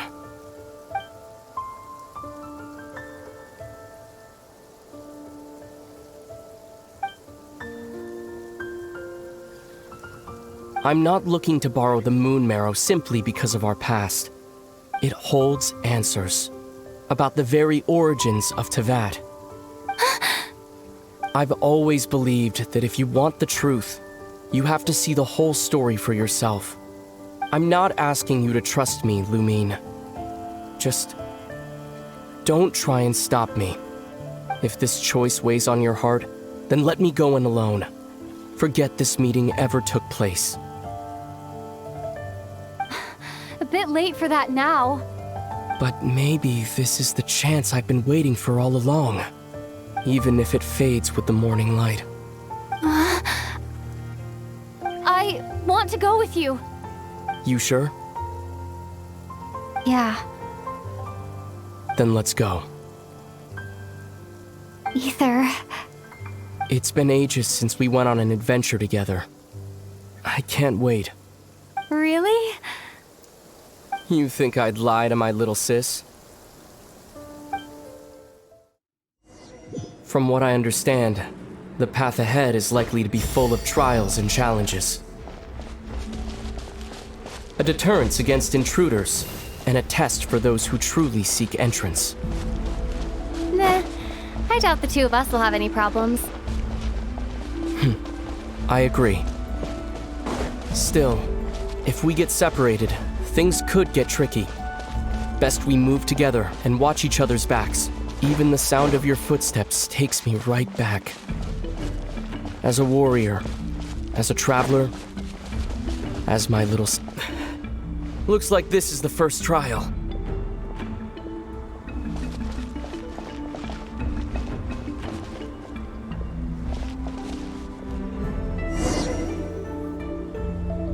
Lumine, do you understand how Kuvaki works? How it exacts force through push and pull? Okay, I'll leave it to you then.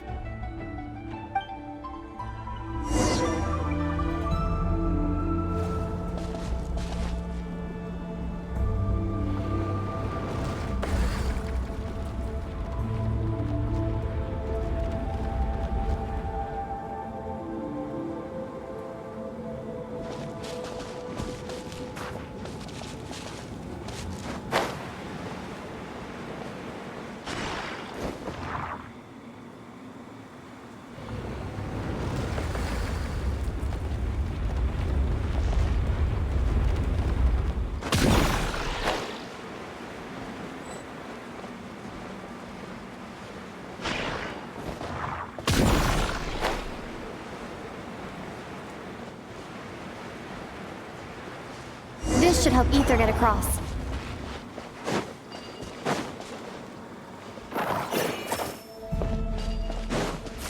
Ether!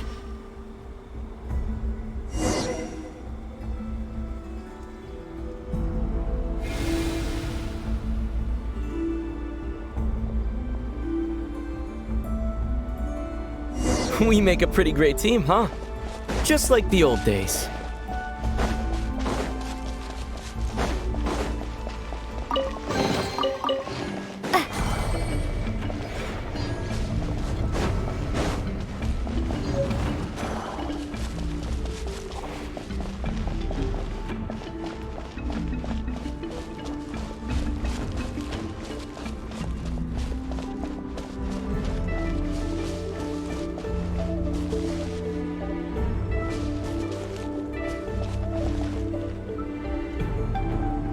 A wide open space. Must be in for a fight.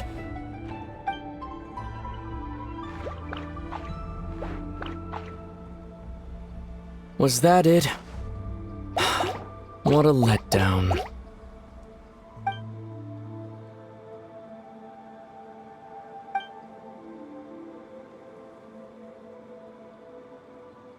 Lumine. What is it? Why are you looking at me like that? Those enemies were weak, were they not? Maybe it's because the trial's only just begun. Actually, I've got an idea. Why don't we have ourselves a little friendly competition? Let's see if your journey has made you rusty. You're on.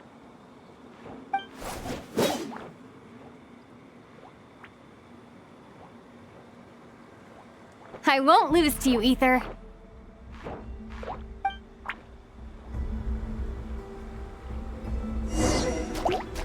If memory serves, I used to come out on top more often than not.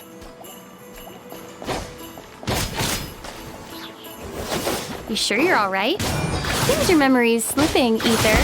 Save it. We'll know who's stronger soon enough. Let's see what you've got.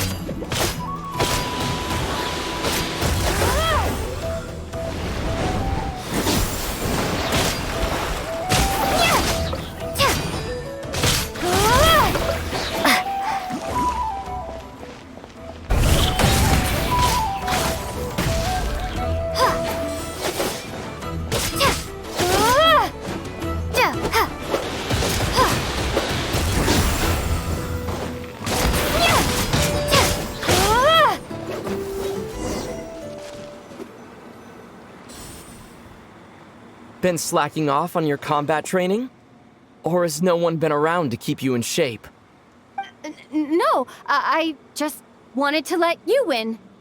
Been too busy practicing your excuses instead, huh?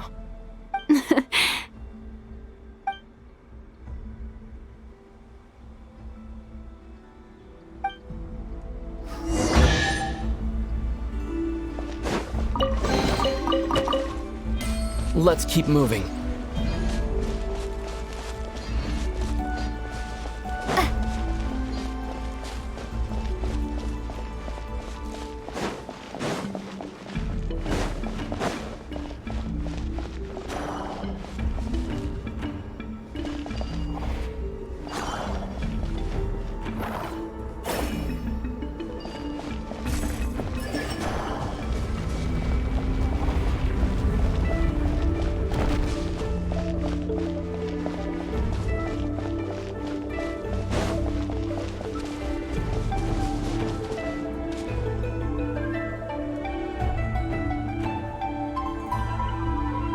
What is this place?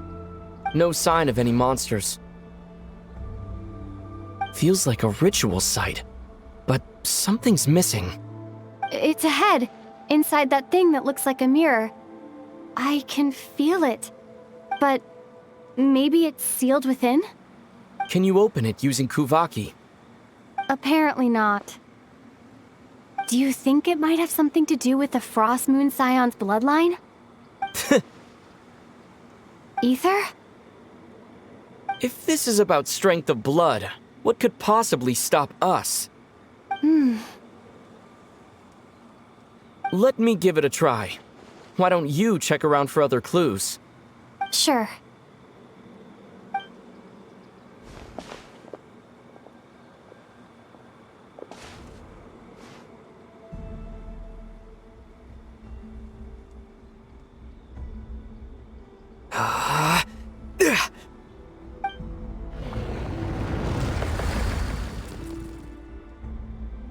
Found it.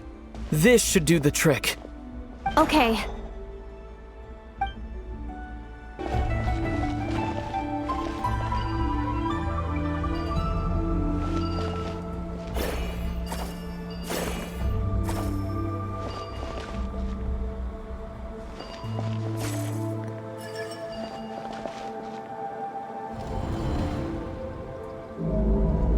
Yep, that got a reaction. That's one down.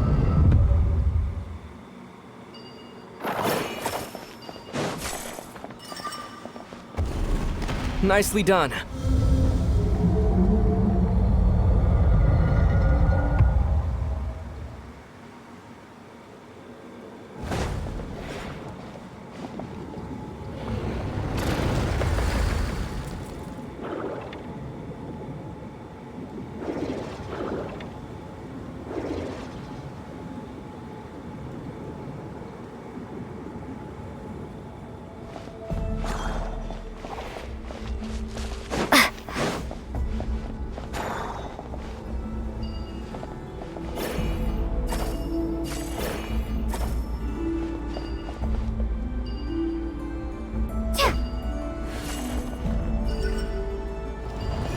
You've got this. One more to go.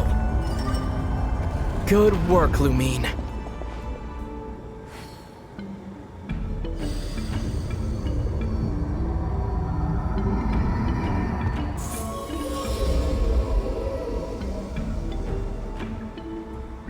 The door's open. Come, we must be close.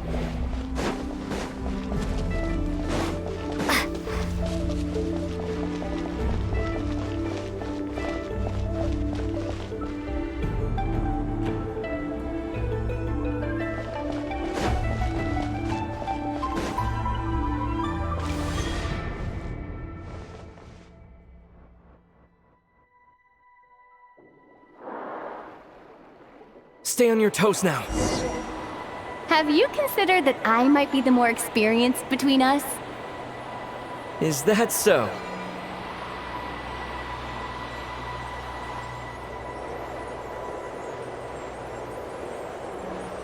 So, will you be heading off again after we're done here? Maybe. Maybe not. Another cryptic response. Don't worry about things that haven't happened yet.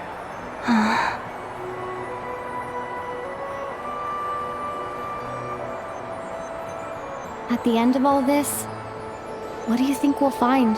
Whatever it is, we can handle it. What about the end of our journey?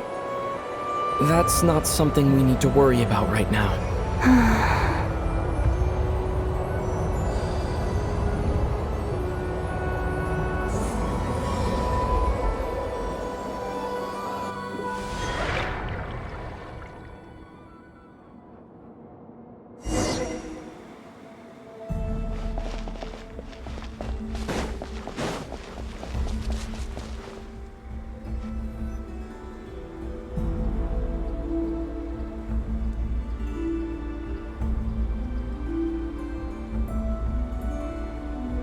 Looks like the final trial is just up ahead. Ready for battle? When have I ever not been? What's wrong? Going on an adventure with you side by side, it's been so exciting. But at the same time, it just feels surreal, I guess. Maybe because it's been so long. You know, this is only the second time we fought together since the day we both woke up in Teyvat. Maybe that's it. Lumine, let the light of our blades come together once more, just like they did in the past. Ether. This is a night of miracles, an adventure that belongs to us. Let's not weigh it down with worries and regrets. This is our adventure.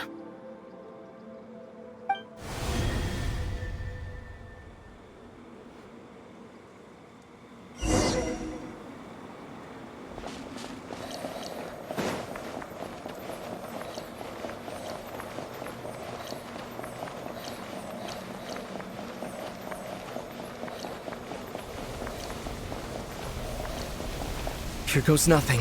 Prepare for battle.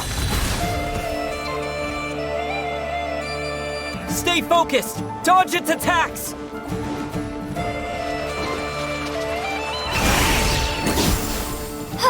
Don't forget to heal yourself!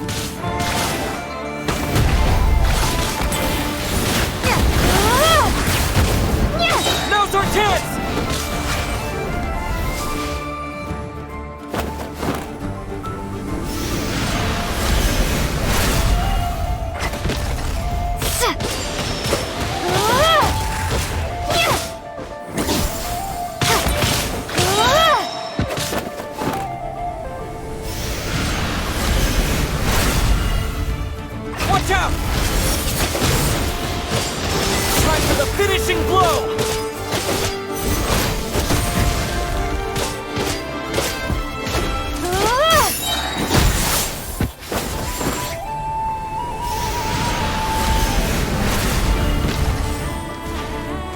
Stay focused! Dodge its attacks!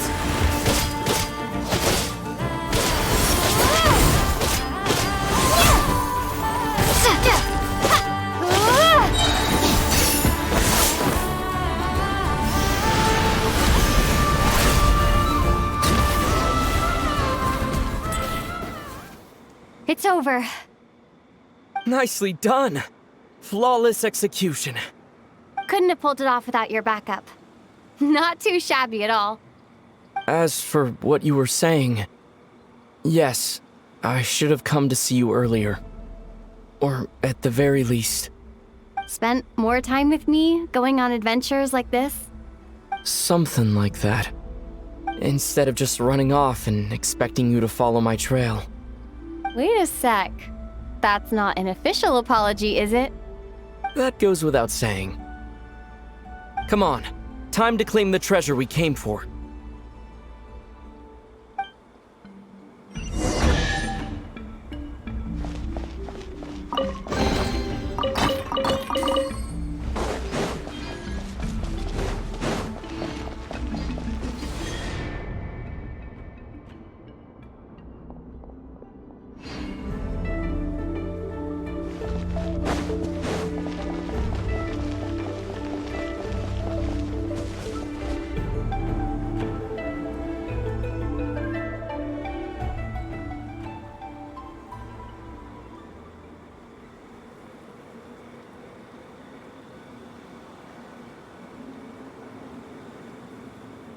So this is the moon marrow, the treasure we've been after.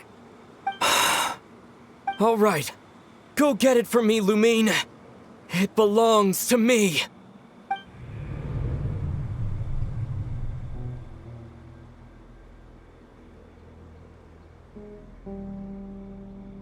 What's wrong, Lumine? After everything we've just been through, you still don't trust me? Don't you want to know the truth too? Just like I do? Rest assured, I'll share the truth with you afterwards. Now go, bring it to me.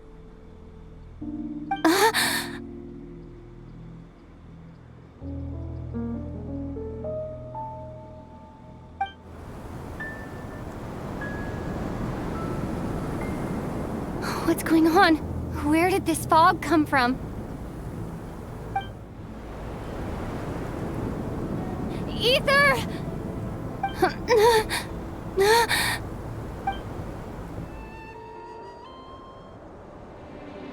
Ether!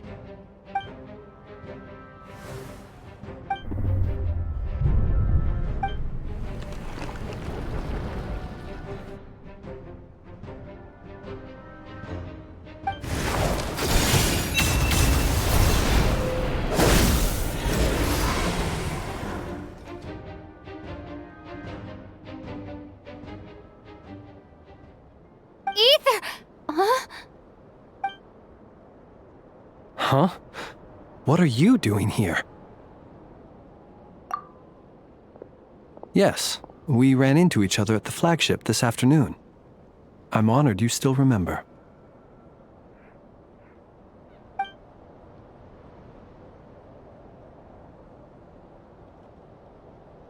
Are you looking for something here?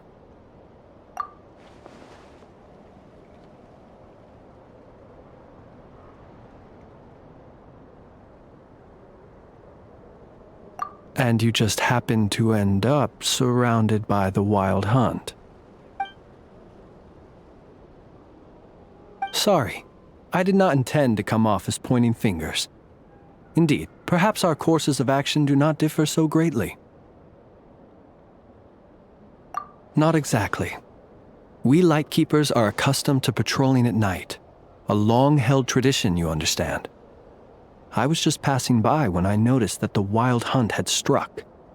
So I simply did what I am duty-bound to do. As a matter of fact, I just saw someone leaving in quite the hurry. Was that your companion?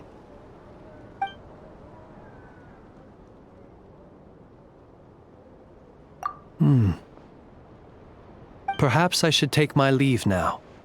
After all, my patrol isn't over yet.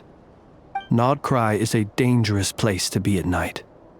I'd advise that you head back soon as well.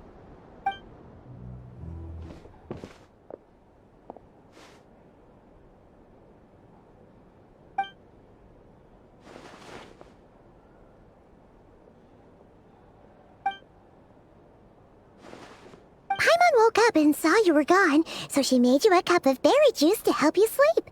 Her own secret recipe. When you get back, drink it up and go get yourself some rest.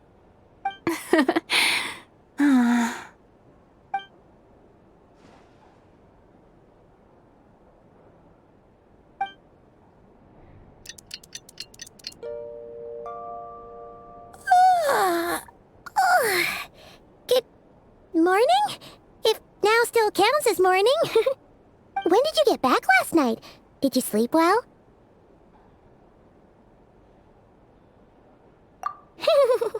Good to hear. So, where'd you wander off to on your midnight stroll? Anything interesting to see in Nodcry at night?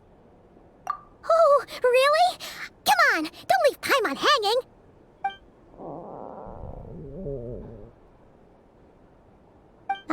All right. Guess we'll have to feed your stomach before we feed Paimon's curiosity.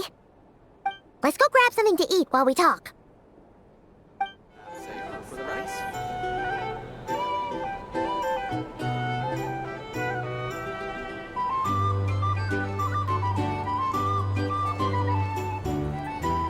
Phew! This is just the best, huh? Free food, free lodgings. This bark is friend for life material, that's for sure. Hey, did you hear what happened? Hear about what? You know, all that commotion over at the Frost Moon Scions. Crazy, huh? Huh? What happened? See what I mean? Completely oblivious to what's going on around you. The sacred relic of theirs. It's been stolen. Hey, slow down! Paimon knows you're hungry, but you don't have to worry about her stealing your food. At least, not today. What? Was it those Fatui?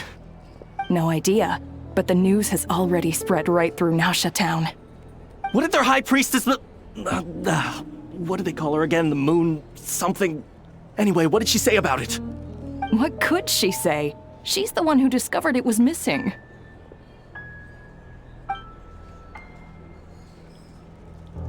She was in Nasha Town first thing this morning, hoping to launch a joint investigation with the Voynich Guild. Whoa! Did you hear that? Lauma and the others, their sacred relic's been stolen! Who in Tivat would even have the nerve? Paimon bets it was that bunch of good-for-nothing, rule-breaking, troublemaking Fatui!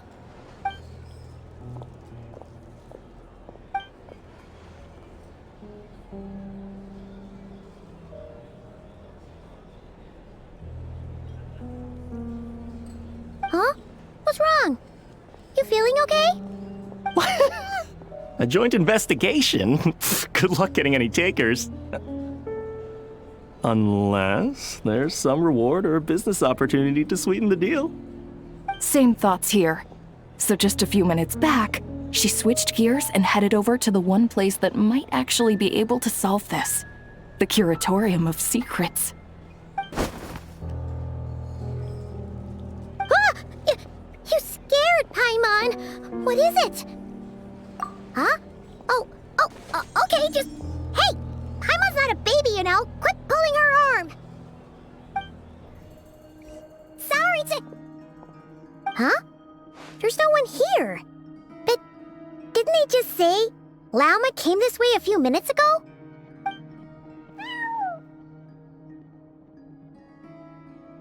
No one except for a cat watching over the front desk. Excuse... meow?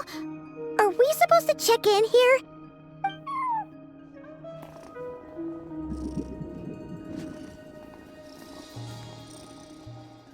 No idea what that means. Is this Lauma's personal receptionist or something? Pretty sure she'd be the only person who could actually understand it.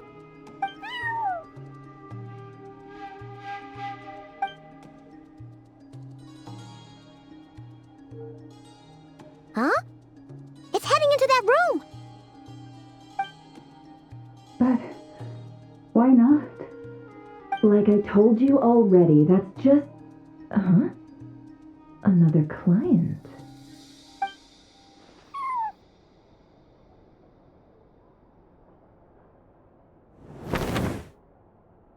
Ah!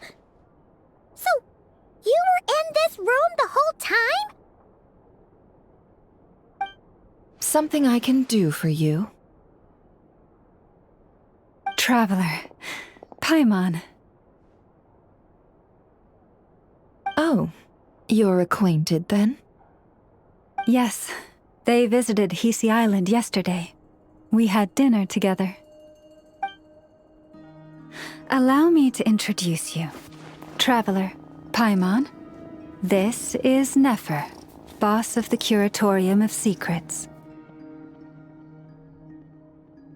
Pleasure to meet you.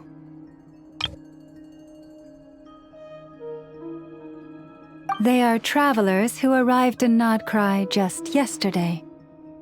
Greeted by the birds and beasts of this land, they are kind-hearted souls who walk in the moonlight's glow.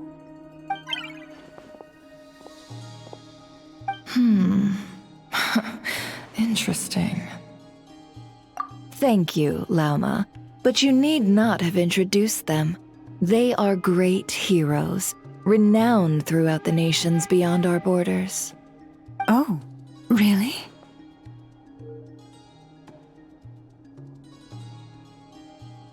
Do not forget, I deal in information.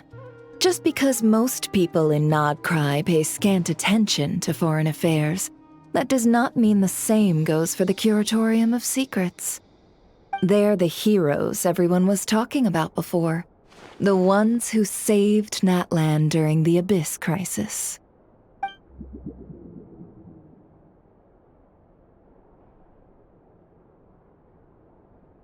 I see. We Frostmoon Scions seldom leave our domain, so I had not heard of your heroic deeds. Please, forgive my ignorance. It's no big deal. We were hoping to keep a low profile anyway. If we had to list all of our titles and good deeds, we'd be talking till sundown, and then some. Huh? What's wrong? Still not feeling great? So, what brings you both to the Curatorium today? Oh, so basically, we were just eating when we overheard people talking about how the Frostmoon Scion's relic had been stolen, and then she dragged Paimon over here. I see. Ah, I see. So you came over here because you were worried about Lauma. A combination truly befitting of great heroes. Strong at arms and pure of heart. In that case, Lauma, I've got a suggestion. Why not ask these battle-hardened heroes to take the commission for you? Honestly, it's a little beyond the means of such a modest establishment as ours. Your modest establishment? Unable to handle a commission? You just don't want to take it, do you? You're right. I do not. What kind of commission is this? Surely it's not to recover your stolen relic? Yes, that is it. Recovering the relic is both my duty as a moon chanter and a step toward fulfilling the promise I made the Traveler, to help uncover the truth of the past. But Nefer has already declined our commission multiple times. And yet, just as it always has, the moon will continue to illuminate the sky above the Curatorium. Come night or day, may the moon goddess keep you. Enough of that.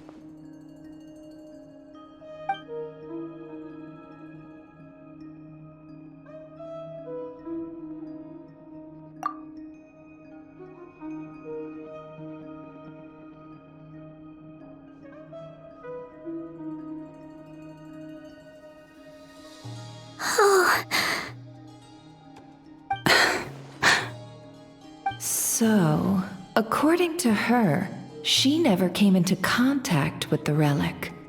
So she suspects her brother may have taken it. I understand. The Frostmoon Scion's secret chamber has remained hidden from the world for generations. But the reason outsiders are forbidden entry is not only to prevent theft. Within the chamber lie ancient trials, challenges designed to test the worthiness of those who enter. To intrude without rightful cause is a most perilous act indeed. So please, don't be too hard on yourself. The fact that you made it through those trials proves your right to stand before the relic. To put it simply, the Moon Marrow itself has deemed you worthy. No. Your honesty tells me everything. You never sought to take the Moon Marrow for yourself. As for what happened at the end, I suspect the chamber's protection mechanism may have been activated. Among those who entered the final chamber, there was either someone with impure intent, or else an abyssal presence. The Abyss?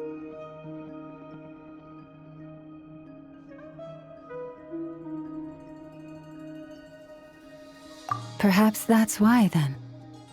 Either way, the moon marrow was taken. And I believe you. So the problem remains the same.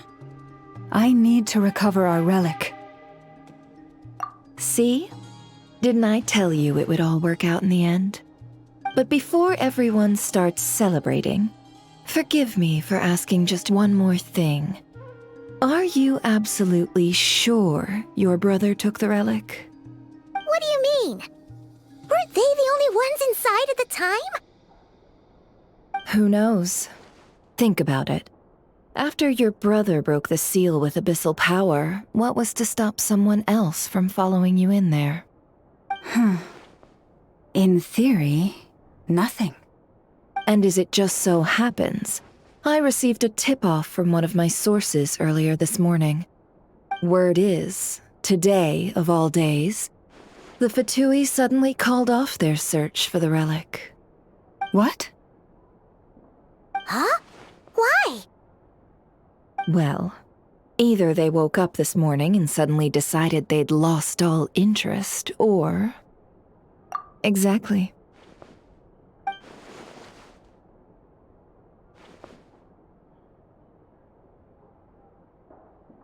Are you wondering if your brother might be in cahoots with the Fatui? Which is why I asked, are you absolutely sure your brother took the relic? Or to put it another way, do you really know your brother?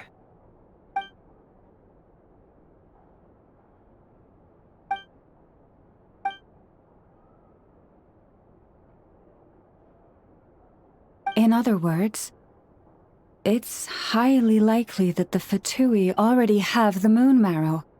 So, basically, all we need to do is find our way into that Fatui research facility, and we should be able to get to the bottom of this, right? Congratulations, you've found your answer. Looks like the curatorium won't need to lift a finger this time. Well, Lauma, there we are. On behalf of our long-standing cooperation and the great hero by your side, I'll waive your consultation fee, but just this once. You're really not planning on helping us? I think I've helped more than enough already. If we're to stand any chance of infiltrating that facility, we'll need the help of a specialist. Just so you don't get the wrong idea, let me make myself crystal clear. The Curatorium of Secrets has always striven to abide by a policy of strict neutrality. We do not take sides with any faction in Nodcry. I cannot help the leader of the Frost Moon Scions sneak into a Fatui facility. That would make me their enemy.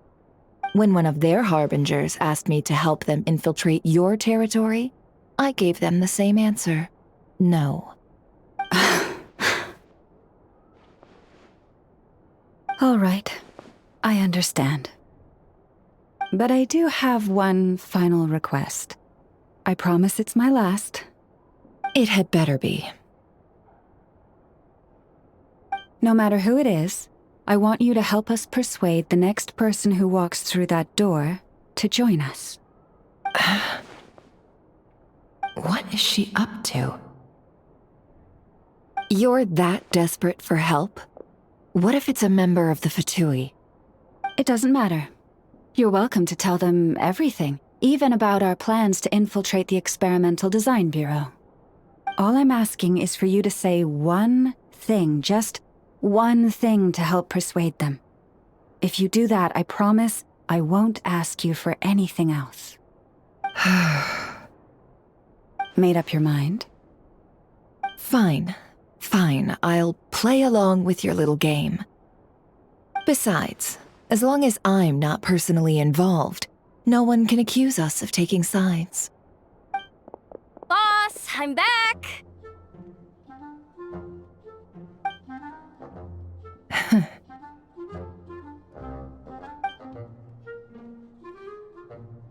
You won't believe the luck I've been having today. Remember you sent me to find that runaway cat, yeah? And you said I'd only be back after dark? Oh, guess what? Right after I left the house, this big ibis flew over and the missing cat was right in its claws. And once it got close, it loosened its grip and...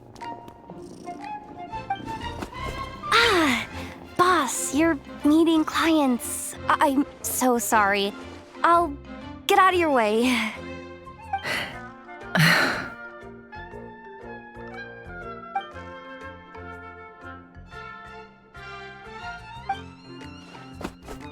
Yehoda, dear, come here. Huh? Me?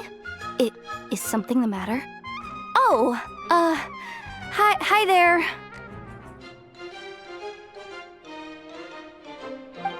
My dear Yehoda, I have a request.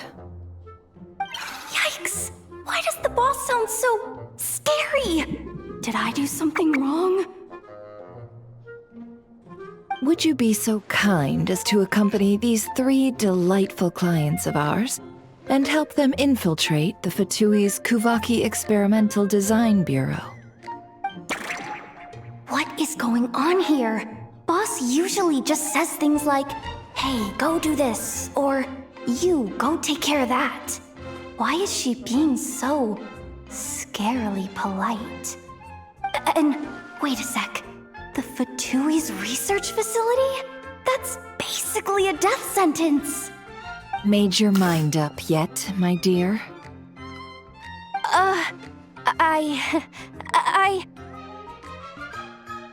What is up with Boss today? Am I supposed to say yes to this? Or maybe it's because the mission's too risky, so she's actually looking out for me? Why is everyone looking at me like that? Is this some kind of test?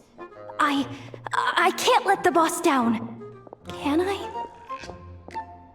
Have you made up your mind?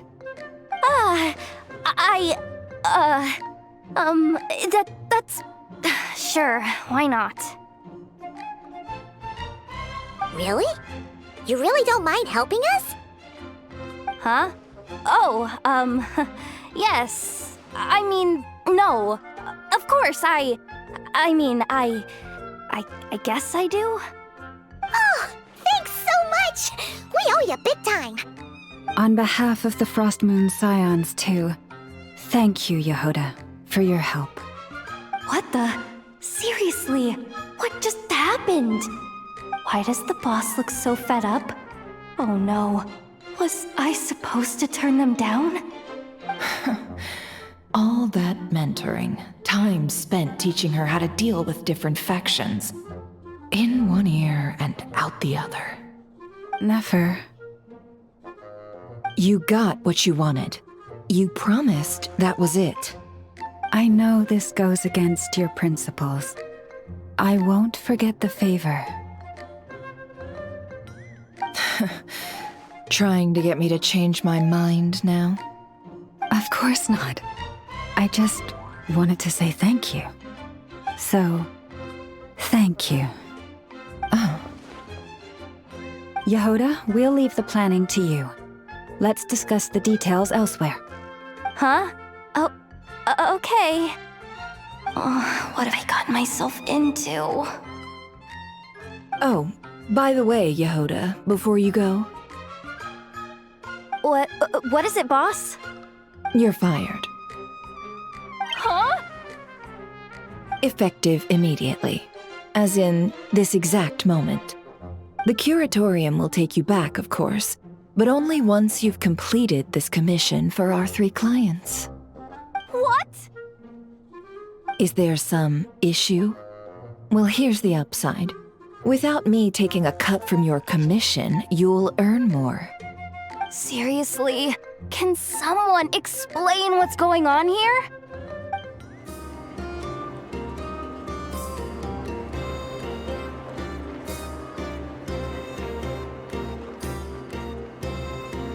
Are we sure Yehoda's alright? She looked totally crushed just now. She'll be fine. She's just in shock. But one thing's for sure. The Curatorium's professional standards are beyond question. The fact that she only requested 1 day to prepare says it all. As an apology, I'll ask my animal friends to help her out more often in the future.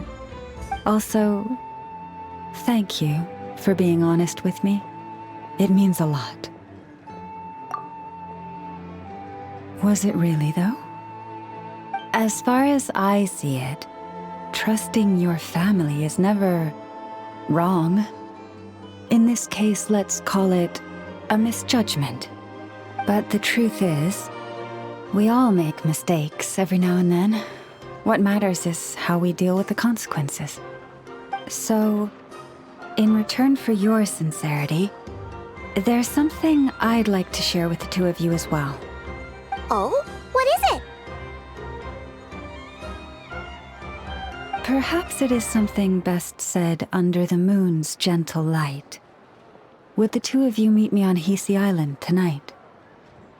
Oh, it does sound important.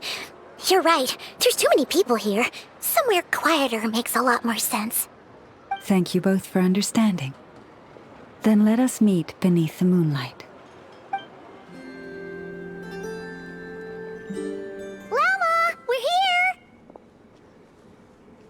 Huh? Llama, are you praying? I am indeed. For the moment I was born, my people exclaimed, "Behold, eyes like the moonlit tide, antlers like the crescent moon, and blood that glimmers silver as the moon's reflection." From as far back as I can remember, I was revered as the Frost Moon's emissary and the Moontide Maiden. The first words I ever learned were prayers to the Frost Moon. The first gestures, those of our sacred rites. Wow, that must have been tough. Back then, I didn't know any better. It all just seemed so natural. The Frost Moon Scion's bloodline has long since begun to run thin. Nowadays, even those of us with antlers are few and far between, let alone those attuned to the power of Kuvaki. But I...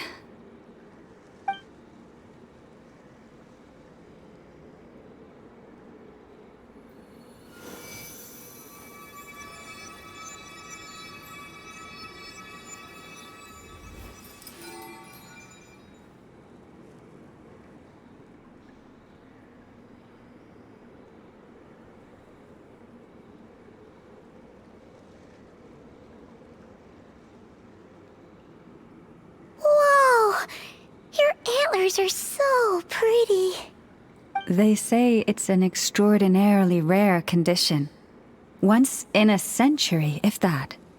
I am unusually sensitive to the moonlight, as well as to the Kuvaki's ebb and flow. As a child, I could barely sleep because of it. Oh no! It was that serious? To others, fluctuations in Kuvaki are something you easily get used to, like a gentle tide lapping away at the shore. But to me, that same tide is a towering tsunami, a surging swell crashing against me. Of course, as the years went by, I learned how to suppress my senses and my power, enough to keep it all from overwhelming me. But because of that, I also had to walk the path of concealment. Concealment?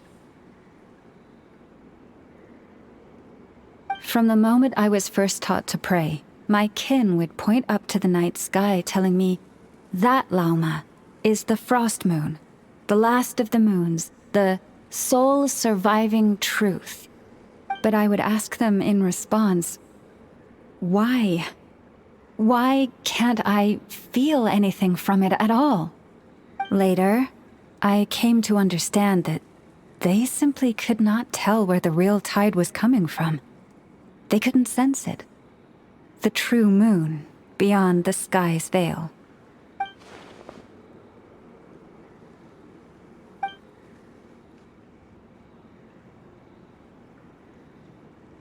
The moon is false, I reached that conclusion long ago.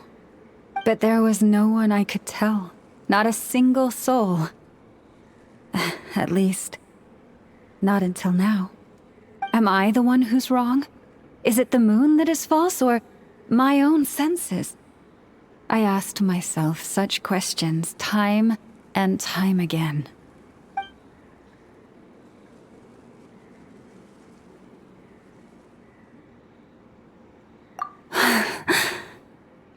Thank you. When you called yourself a descender, I had a feeling you might be able to confirm what I had always suspected.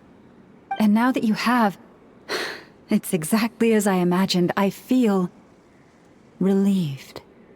Oh, Paimon kinda gets why you couldn't tell anyone now. It's not easy to change people's minds on something they've believed for hundreds of years. That's what I meant by concealment. I knew too much, so I had no choice but to keep my people in the dark. Every prayer I offer feels like a lie to keep myself going.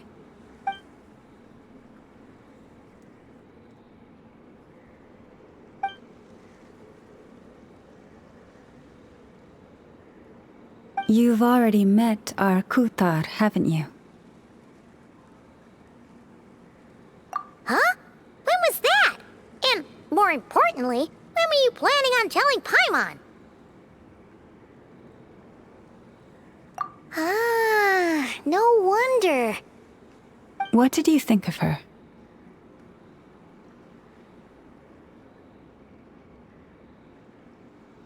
What exactly do you mean by up in the clouds? I understand what you mean. She is quite indifferent to the world outside herself. But I find it hard to hold that against her. Yes, it was shortly after the fall of the ancient moon's remnants. I asked her what the Frost Moon Scions meant to her, and why she left in the first place. Yeah? So, why did she? Perhaps it's better if you ask her yourselves. Things tend to get lost in translation when you speak on someone's behalf. What I can say for certain is this. Even when I had no one to confide in, I still had a family. I still had the Frost Moon Scions. But that girl, born beneath the moonlight, perhaps she's never felt she had either. The truth is, though, she might have had it all, if only the Frost Moon Scions hadn't let her down.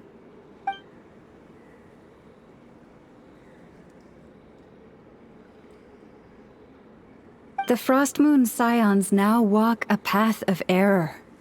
They offer their prayers to a false moon, and to a goddess who can no longer answer them. I want to change all that. But with the Fatui closing in on us day by day, the Frost Moon Scions must stand united, now more than ever. I just need to wait for the right moment. Lady Lauma! Lady Lauma! Cappy?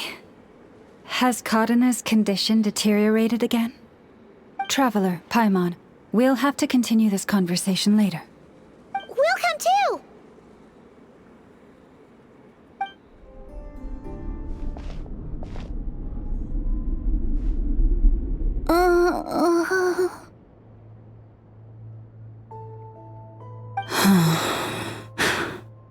Why?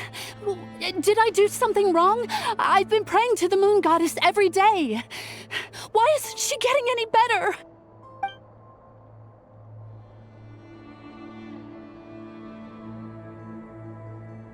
Cappy, I need you to wait outside.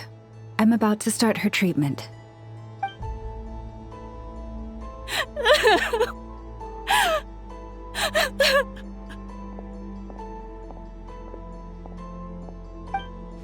Is there anything we can do to help? Just don't be alarmed by what you're about to see. And please, don't let her mother see it.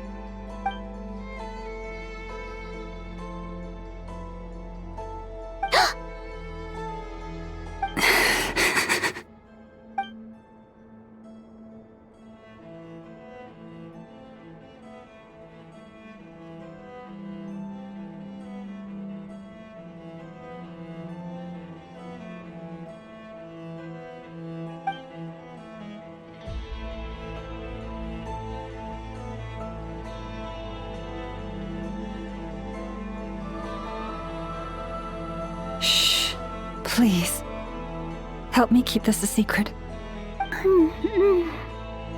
She looks much better now. But, Lauma, was that? A medicine prescribed by a local doctor. For ordinary people, my blood has the power to counteract any adverse reactions to Kuvaki.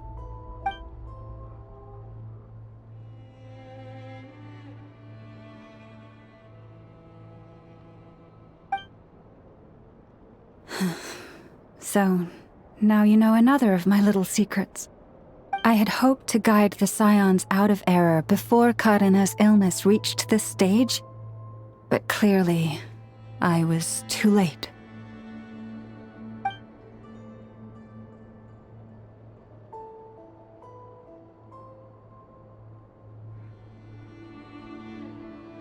My life is as hidden from sight as the far side of the moon. Yet people only look to the bright side for guidance. If the day ever came when the two sides were reversed, could they truly accept it?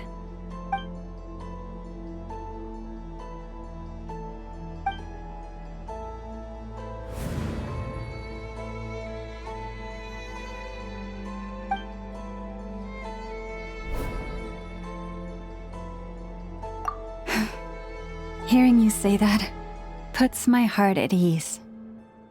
Mm-hmm. And if there's anything we can do to help the Frost Moon Scions, just let us know. Our priority, right now, is reclaiming our relic from the Fatui.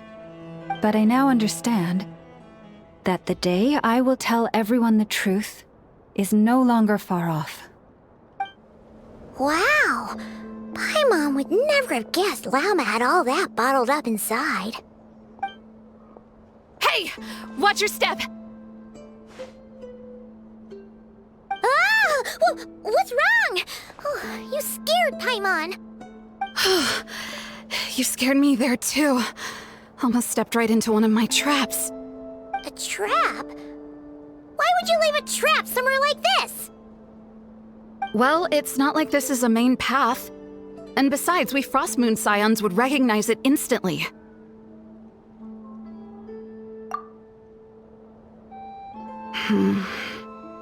Alright. You don't seem like you're with the Fatui, so I guess there's no harm telling you. Lauma asked me to set up these traps to keep the Fatui at bay. Oh! Come to think of it, their 3-day ultimatum is almost up now. Yes. Hopefully they'll back off when they realize we won't go down without a fight.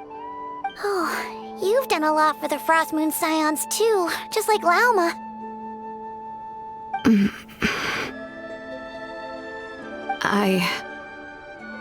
Philomena? It's nothing. I was just wondering if any of this is really worth it. What do you mean? Our people. So many are stubborn, stuck in their ways, clinging to a truth they refuse to even question. Do they really deserve everything Lauma's doing for them? Afraid.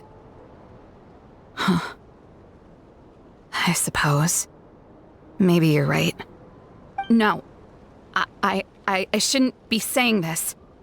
Just forget it, okay? Bye. Huh? Why did I say all that? Or really, why am I still doing any of this? Either way, this will be my final night with the Frost Moon Scions. Wow, she sure took off fast. So, are we heading back to the flagship for a break or what? Wait, you're not thinking of visiting that damsel light up in Cloud Cuckoo Land, are you?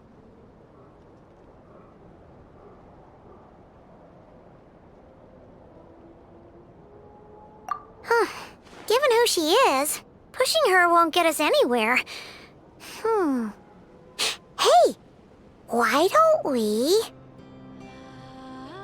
Let's bring her something tasty! If she doesn't want to talk, with food. Hey, no harm in trying. At the very least, it shows we're trying to be friendly. Let's see. How about an F is 9.12 out of 10 berries and fried meat, the Frost Moon Scion's boon of the day, and one of your signature dishes. Your choice. Should be a good mix of meat and veggies. There's bound to be something she likes.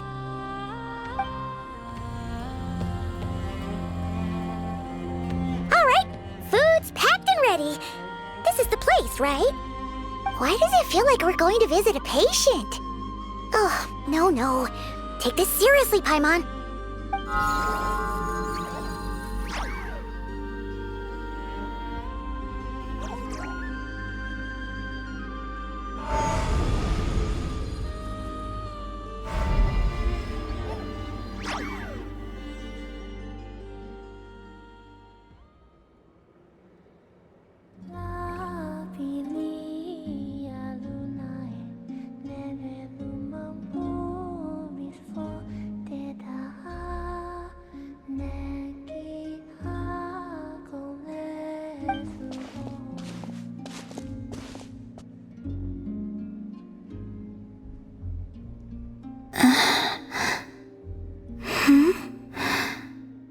Remind me, who are you again?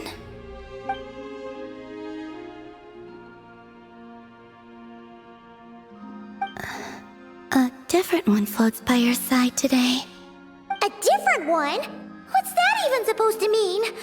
Ugh, there goes Paimon's perfect conversation starter. Hi there! Paimon is Paimon, and this is the Traveler.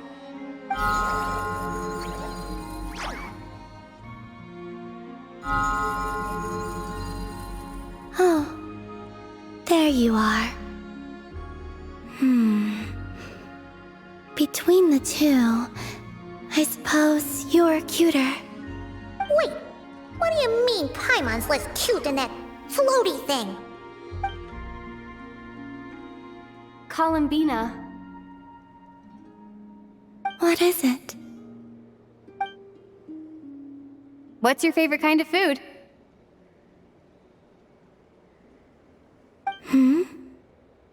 Is this a treat? Or an offering? Let's go with treat. Anyway, this is all the Traveler's cooking, so please, help yourself.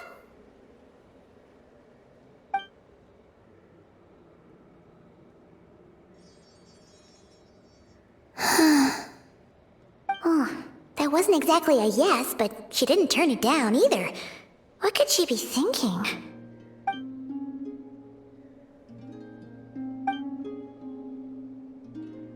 So, what do you want to ask? Hey, she's actually playing along! Quick, now's our shot! You know the moon in the sky isn't real, don't you? I know there is only one moon in the sky. It is simply that some can see it, and some cannot. What does it mean to you?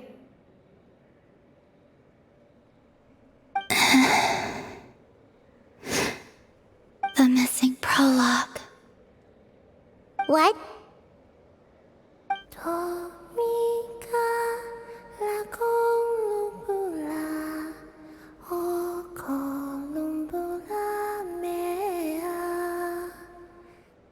Huh?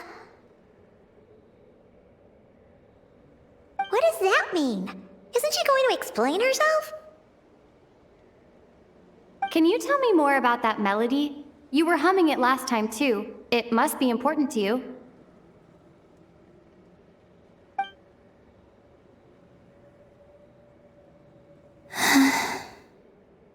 It is all I remember from the moment of my birth. A melody. A few lines of lyrics. Like a lullaby from a foggy dream. Oh, so who was singing it? I do not know. I have nothing else. Just that song. Huh? And the Frost Moon Scions who found me.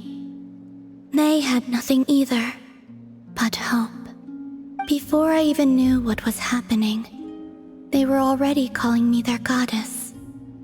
And I had no reason to decline.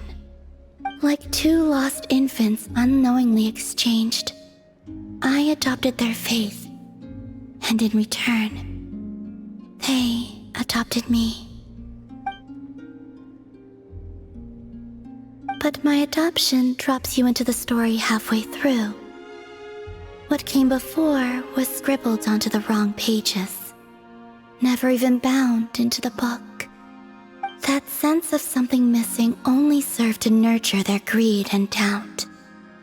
And thus, I came to realize that this place was never truly my home. Greed and doubt? O Moon Goddess, forge weapons for us, drive out our enemies, and expand our lands. O Moon Goddess, heal our wounds, ease our suffering, grant us strength. They asked for everything, and I obliged. Until the day came when no answer could be given. If mortals can turn to the gods when they are powerless, then who do the gods turn to when they have nothing left to give? You've got Paimon there. In those days, the Frost Moon Scions cared more for faith than for truth.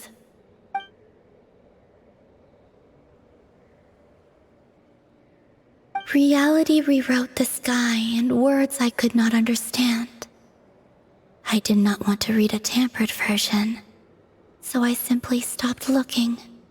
The real beginning of my story lies up there, on the moon, forever beyond my reach. Like a message carved for blind hands, sealed away where no fingers can find it. Huh. So that's how it is.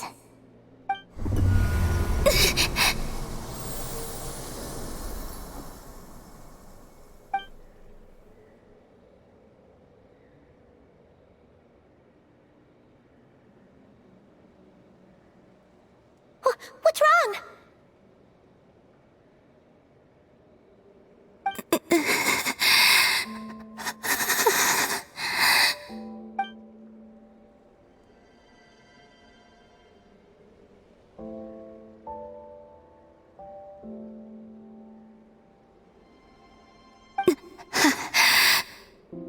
You should go.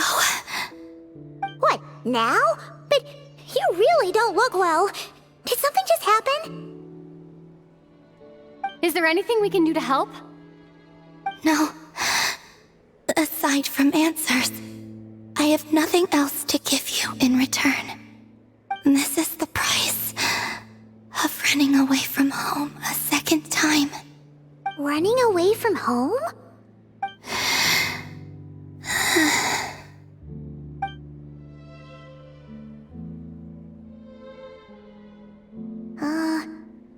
Is she heading towards the food? Did all of Paimon's questions make her hungry? Do you still have many questions? I know I should offer more in return for your kindness, but I'm feeling a little worn out. Oh, we're so sorry about that. But Tsaritsa was right. Freedom always comes with a price. She said I could treat the Fatui as a second family, a second home. But in the end, they were no different. All they wanted in truth was my power as the Moon Goddess. I'd rather not dwell on such unhappy memories.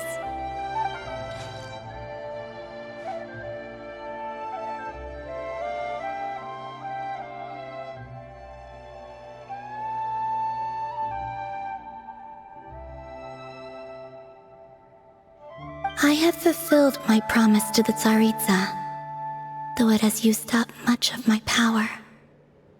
So you see, this has nothing to do with betrayal.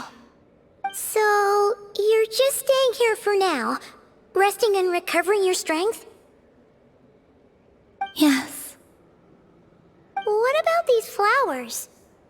They have grown in Nodcry for many generations.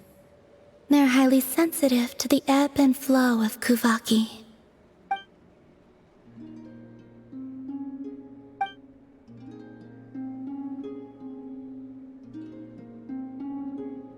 At times, I thought about using that relic the Frost Moon Scions had hidden away.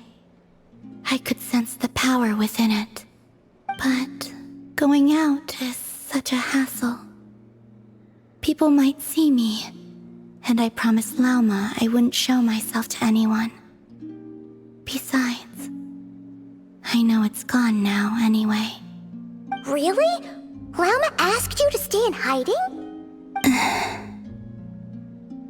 Uh-oh, she's looking back at the food again. Paimon's still got some little crumb cookies here. You could have these for dessert if you wanted. Lauma said she wishes to change the Frost Moon Scions, which is why she asked me to stay out of sight. I don't really understand what she meant, and to be honest, it's not something that concerns me. But I wasn't planning to see anyone anyway. If they found their way here themselves, that's hardly my fault.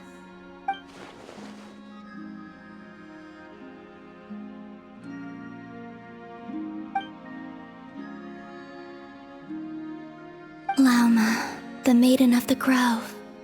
She is quite unlike any Frost Moon Scion I have ever met before. After hearing my story, she actually apologized for how the Frost Moon Scions treated me back then. She told us she feels like she's been living on the far side of the moon. Is that so? I actually got the opposite impression. She's been keeping her true power hidden away, afraid that people might be dazzled by its brilliance, and that they'd no longer be willing to look her way.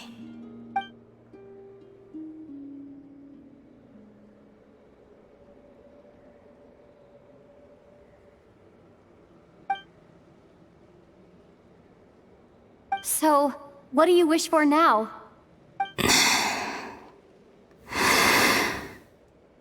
I wish to return to the moon, to the home where my story is written.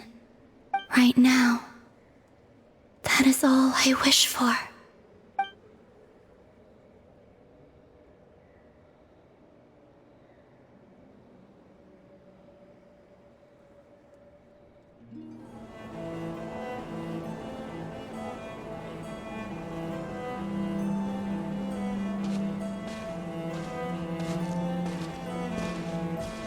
Huh?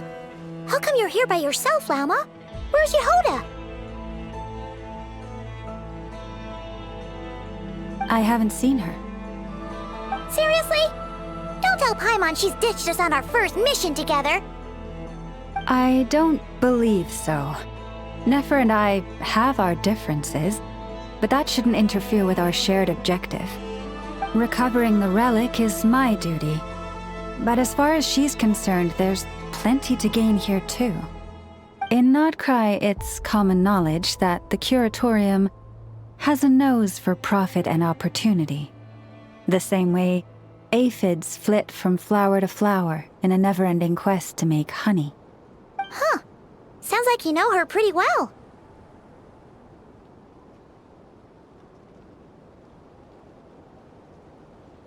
Still, Yehoda sure is taking her sweet time.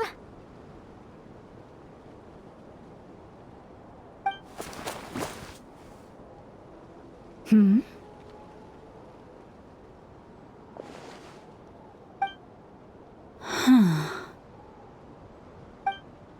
I believe we may have misjudged and underestimated Miss Yehoda. Huh? What do you mean? As a former employee of the Curatorium, I'm confident that she possesses both professionalism and integrity in ample measure. Huh? What was that noise? The sound of a wavering conscience, perhaps? Whoa! Something just fell down. Hello, everybody! What kind of an entrance is that? Wait a second. Have you been hiding nearby this whole time? Yeah. I was just, scouting things out from up high.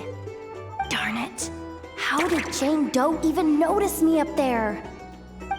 I can't believe I'd only realized I'd run out of smoke bombs this morning. What if something goes wrong inside?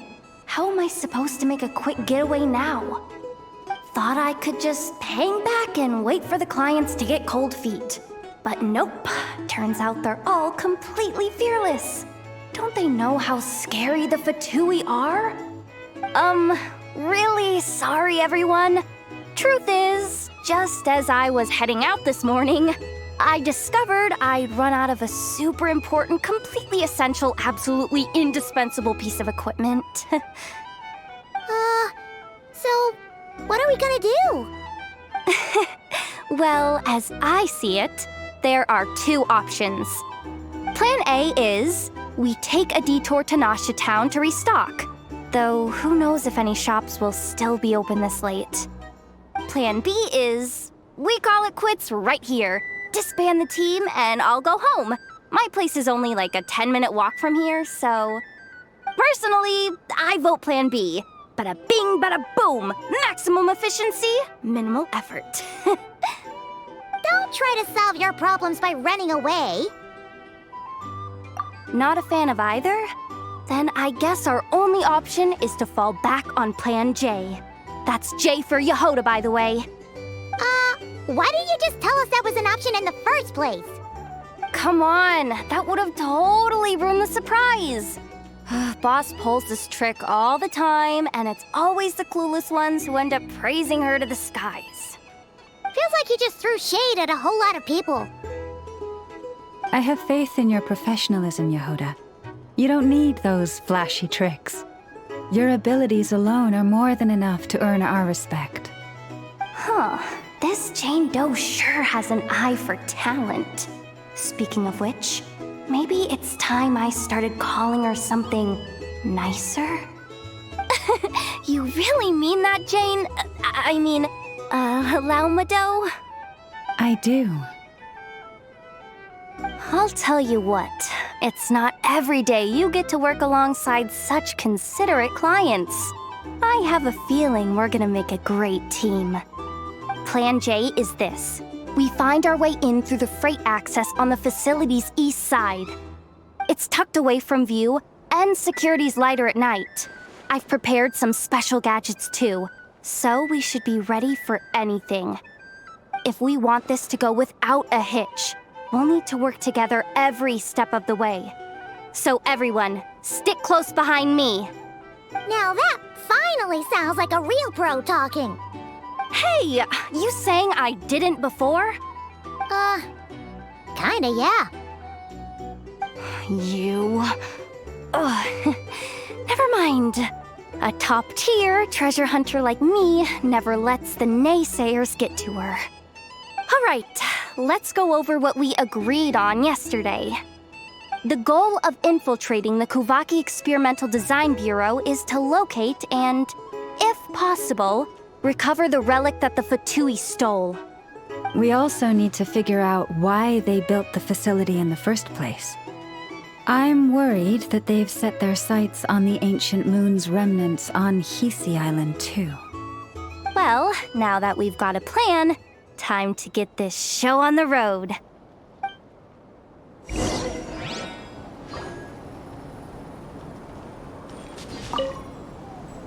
Everyone ready? Yeah? Then, let's move.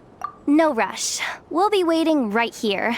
Just don't go sneaking home on your own, okay?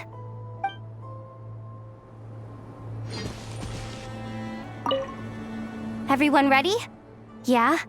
Alright then. Let's get this job done. Go, go, go! But make sure you stick to the side.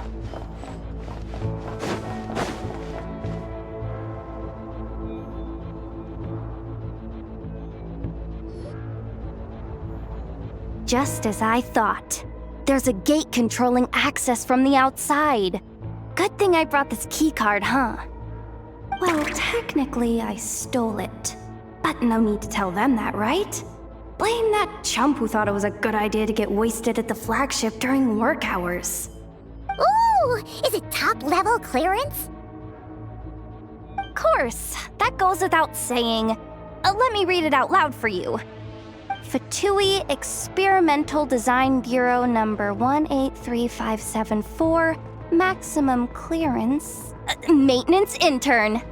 That doesn't sound very top-level to Paimon. Never underestimate interns. Even the most legendary of thieves started out as rookie pickpockets, you know?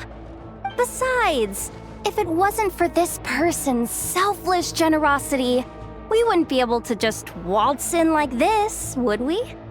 Feels like you're trying really hard to change the subject.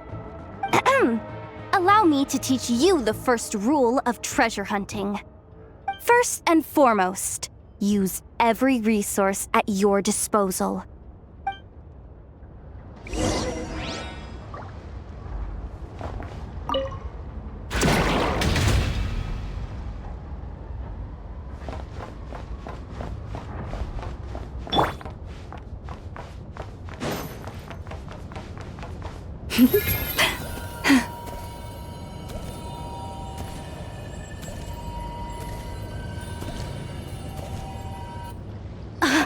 I get it now. It's like a pair of light bulbs just lit up in my head. What did you just get? The blue light, aka Plan A, is telling me to take the path along the left side. It'll be a lot stealthier, but that might mean a bit of a detour. The red light, aka Plan B, is saying, just charge straight in. But that'll mean dealing with, like, a dozen sentry bots already powering up.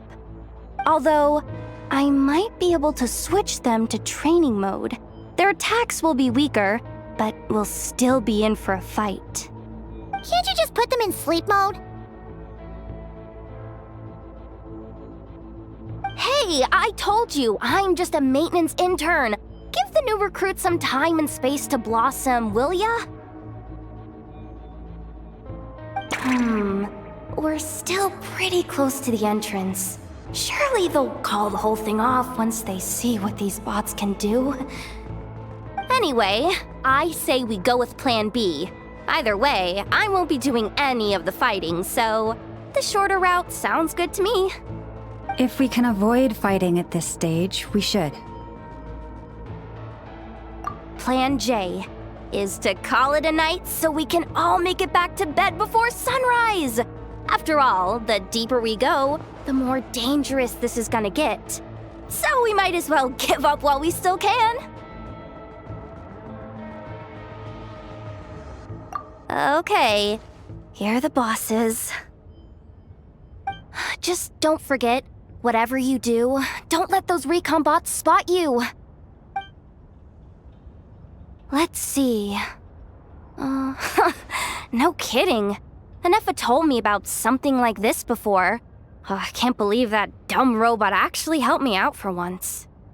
All you gotta do is this, and the recon bots will be reassigned to another position. That way, when it's time to move forward, the path will be clear. Which reminds me, it's about time I taught you the third rule of treasure hunting. Go with the flow. What about the second one? You skipped that one. Huh? Did I? Oh geez, must have gotten them muddled again. I mean, the second rule is exactly the same as the first.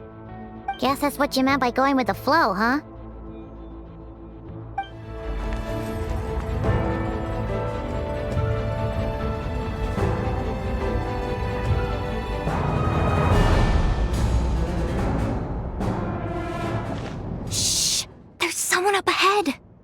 Has the lockdown been initiated? Move it, soldier! The cargo has already been transferred. The lockdown procedure is complete, Commander. That sector is now fully sealed. The night shift. Just our luck. Don't they usually handle deliveries during the daytime? There's not supposed to be anyone here. We've come this far already, and they're really trying their best. If I suggest backing out again, it's not gonna look good. Come on, brain. Think!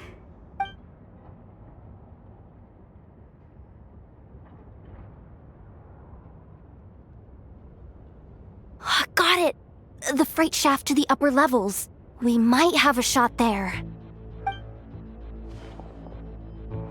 Let me see. Huh? The recon bot in the middle's not responding? A double lock failsafe? We've been outfoxed! Stay calm. Stay calm. One step at a time. Let's just find a way across first. What do we do now? There are guards here, too. Don't worry. Bots are way easier to deal with than people. At least their behavior is predictable. First, let's find a safe spot to land. Good. That spot shouldn't draw their attention. Let's go.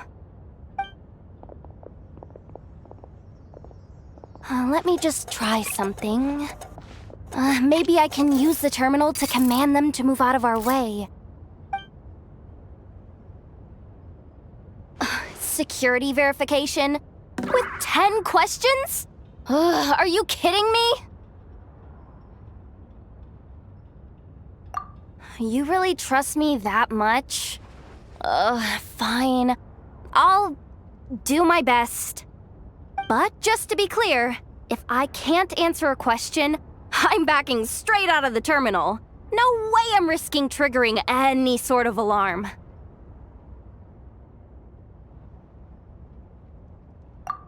Come on, Yehoda.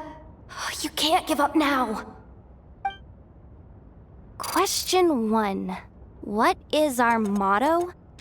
Oh, I know this one.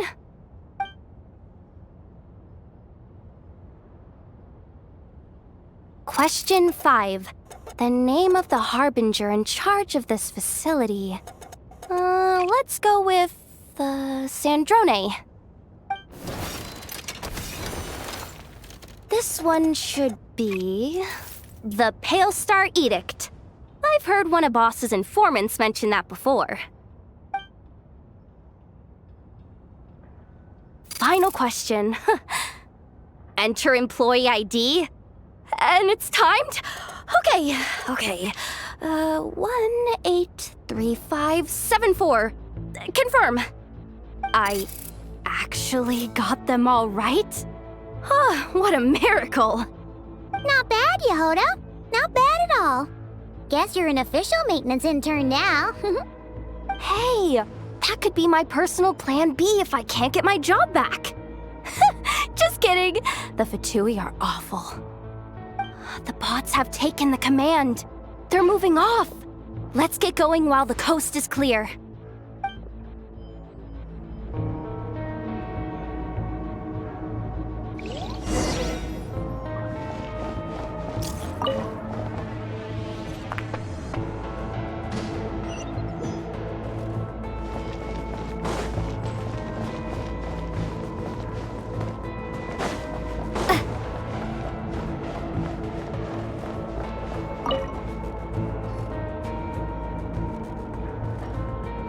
Didn't think they'd even cut off the supply of Kuvaki. They're being really cautious. If we can somehow divert some emergency power into the system, we might be able to force boot this thing. What do you mean by force boot? How do I explain this? It's like dumping a whole bucket of water into an empty pool, so that the little ducky gets to swim around again. You should probably just ask Aino instead. So, we just need to find that bucket of water, right? Paimon thought your explanation was great. Kinda adorable. In a childish sort of way. Hey, you could have just skipped that last part. Here, bucket, bucket, bucket. Where are you hiding? Judging from the concentration of Kuvaki, over there. Wow, you can sense that, Laumado? That's incredible.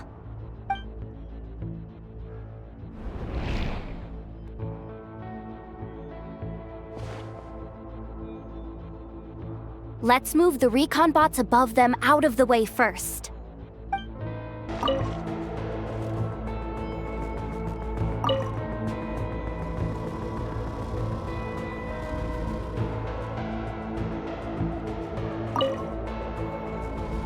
All right, that should keep the alarm from going off.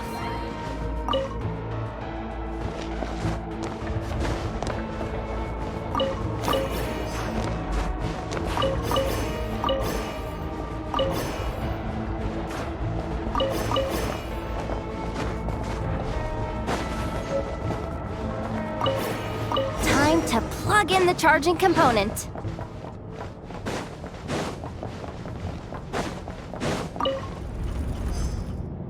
Up and running at last. Let's hope nothing else goes wrong.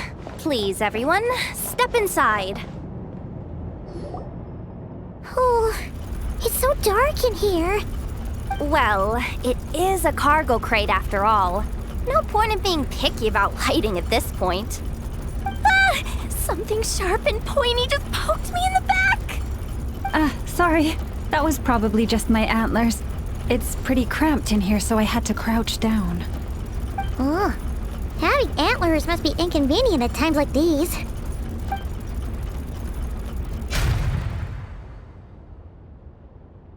Ah! What's going on? Don't tell me something's gone wrong already. Looks like there was only enough juice in the emergency power supply to lift us this far up. Ugh. Awkward. Am I gonna get docked for this? Based on the boss's policy of docking pay for every screw-up, No, wait a sec. I've already been fired. Doesn't look like it's moving again anytime soon. I think we can get through if we follow the ventilation duct along the outer wall. The entrance has gotta be somewhere. Don't worry, this was totally part of the plan.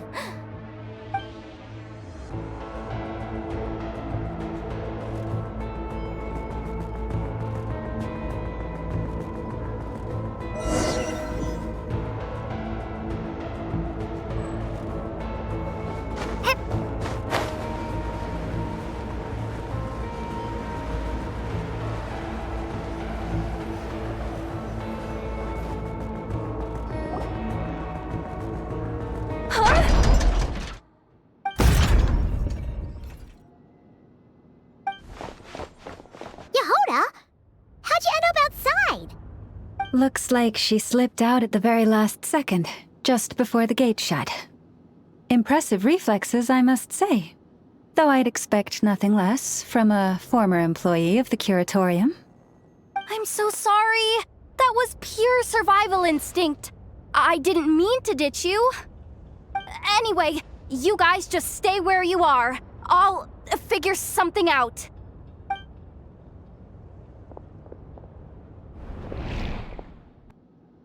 Hey, there's a terminal nearby. Hang tight! Can you hear me now? The duct security protocol has been triggered. The gate must have dropped when it detected a living presence. Wait, so we're trapped in here? I'm checking what I can do from this end. Watch out for the laser up ahead. What laser?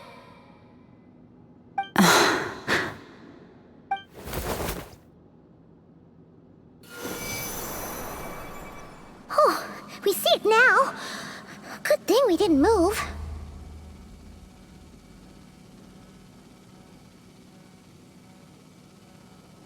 Got it.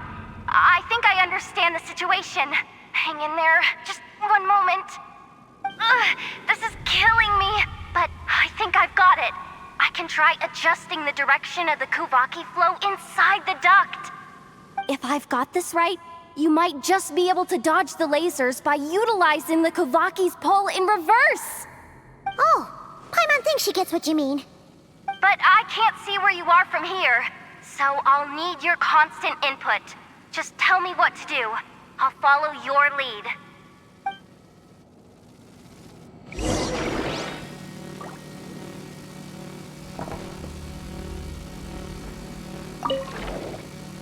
Sure thing. So, wanna grab dinner after our shift?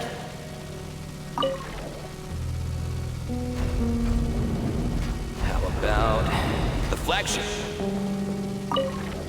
Too far. And besides, we're not exactly in with the locals.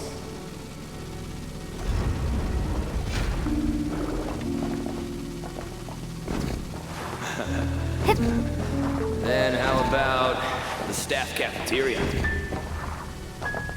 Brimming with bright ideas, aren't we?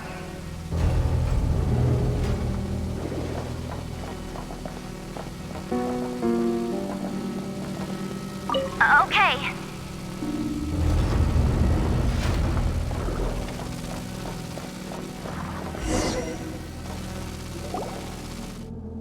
Oh, we made it to the other side. And all thanks to Yehoda. What? But the gate hasn't opened. How's she gonna meet up with us? Yehoda! No irregularities detected in the duct. Confirm. Confirm. Confirm. Ugh, just confirm the command already, you useless excuse for a terminal. You piece of robo-junk, you mindless pile of scrap! What the? Insufficient clearance? Of course, I don't have the clearance! You oversized... Ugh, ow! Go with the flow, Yehoda. Go with the flow. If the others make progress, that's great. But you can't bank on it. You've never been one to depend on others. So it's about time you stepped up to the challenge. Deep breaths. Stay calm. My priority right now is getting my hands on a high-level access card. That way, I can override the security protocol. Senior maintenance staff. Only they can access the core sector. But hey, there's always someone careless enough to hide a spare key under the flower pot by the door. Which means there's a good chance there's a duplicate lying around somewhere in the control room. Even if I can't get into the control room myself, doesn't mean I can't rely on some external help. If I can take control of one of those guard bots, maybe I can use it to search for the access card. This is crazy, Yehoda! You're all alone. You've got nothing. And yet, you're charging ahead like fear's a foreign concept. Maybe that's exactly why. 'Cause I've got nothing left to lose! Confirm! Am I a genius? Whoa, this feed's super clear. Oh, this is gonna be a piece of cake. Wait a second. Oh, this thing's not a guard bot. It's a janitor bot.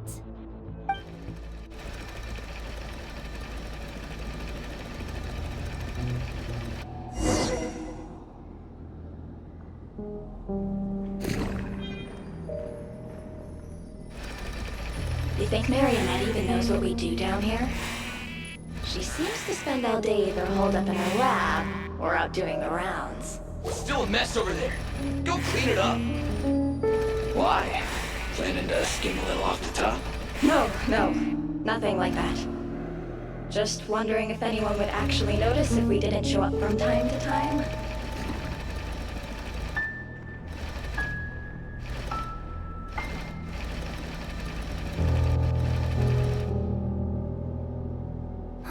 Let me see. Ah, there it is! Hey! Why'd you stop? You haven't finished sweeping that corner. but, I can see the car from here. Ugh, guess I have no choice but to swallow my pride and stay in character for now. Sweep up the crumbs by my feet. Yeah, good luck with that. What are you gonna do when they ask for a progress report?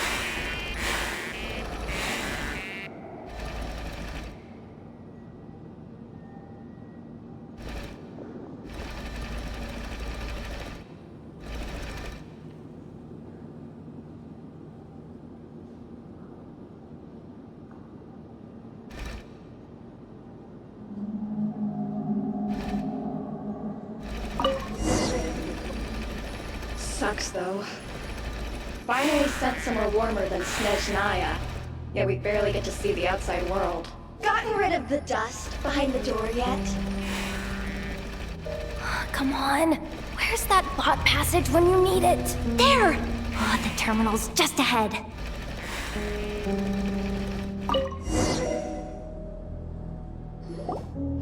But will Yehoda be okay?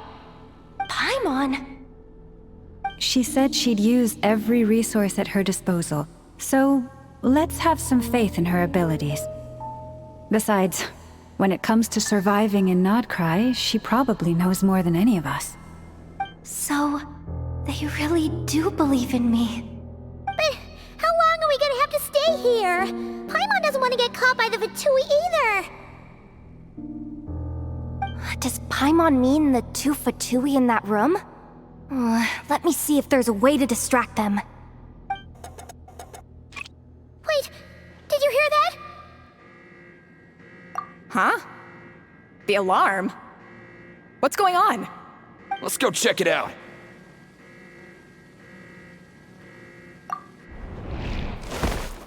This looks like somewhere important, but there's nothing here. Hey guys! It's me! Yehoda, are you okay? I'm fine. I managed to swipe a high-level access card and triggered an alarm to draw the guards off. But we don't have much time.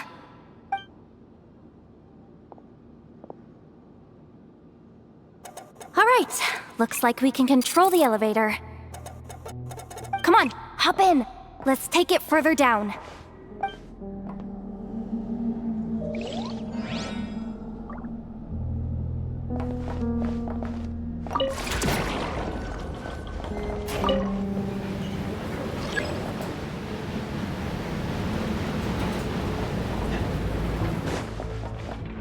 We should be able to use the terminal to move the drawbridge.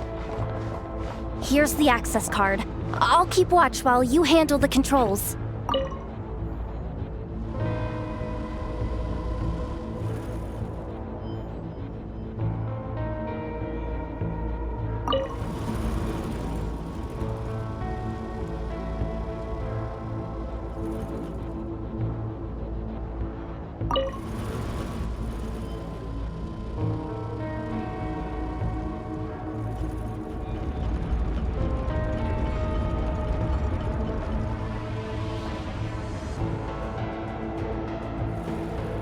All done.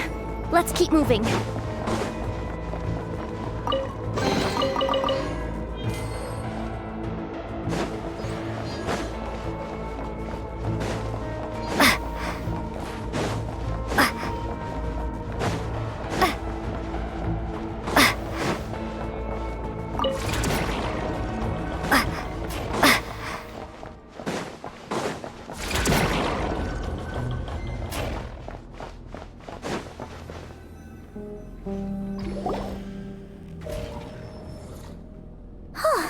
There's no one here! That's good news for us. Let's head inside.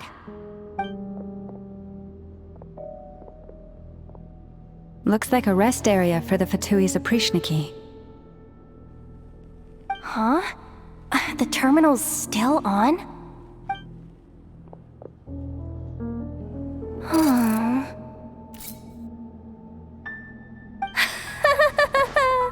Looks like that good news is now half good news, half bad news. What do you mean? Well, it seems like that alarm I just triggered was so high level that even the guards in the rest area went to investigate. That's the good news, by the way. And what's the bad news? The bad news is that once they realize it was a false alarm, they're bound to circle back and check this floor. And then we're toast. So we've got to move fast here. If you need me to run a quick search, say the word.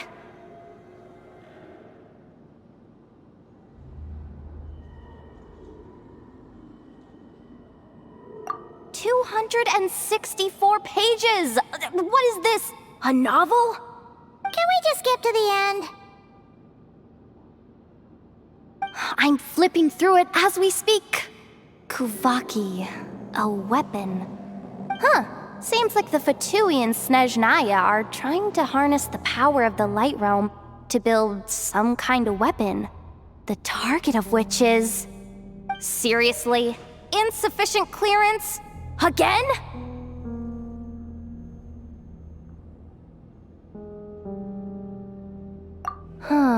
Analysis of Kuvaki extracted from the moon marrow suggests that its energy core bears some close relation to the power of the former Three Moon Sisters. It is suspected that there is a link between the Frost Moon Scion's hidden relic and the shattered remnants of the Eternal Moon. Come on, none of this is important right now. Just tell us where you hid the darn thing. Access denied. You do not have permission to view this data? Even with a high-level access card? Who does have permission then? Good idea. Pulling it right away. Wow. What's with that huge hollow structure down below? That might just be it. Secluded, out of the way. Exactly the sort of place they might be keeping the relic. Looks like that's about all our current clearance gives us access to. Based on what we know so far, it seems like the rest must be hidden inside that massive hollow beneath us. I could sense something beneath the water down there. Something unsettling. If they've gotten their hands on the moon marrow, odds are it's hidden down there too. And here I thought we were almost done. But nope, we're going deeper and deeper into the danger zone. Chin up, Yehoda. Once this job's done, you're buying yourself the biggest nod-crying hot dog in town. Deal's a deal.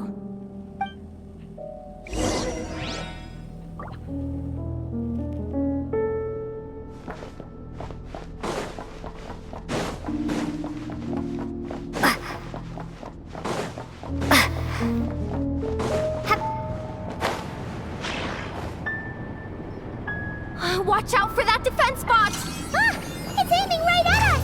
You'll have to use Kuvaki to deflect its attacks back the way they came!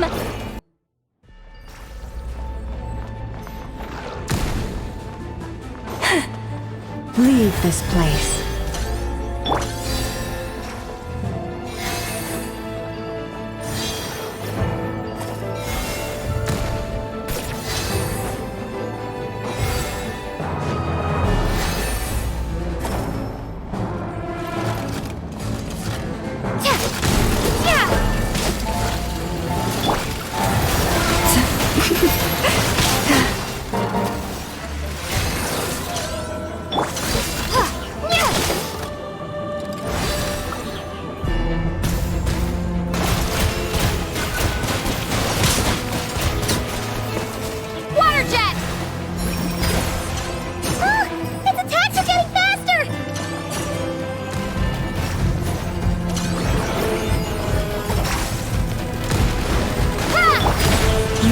Last left.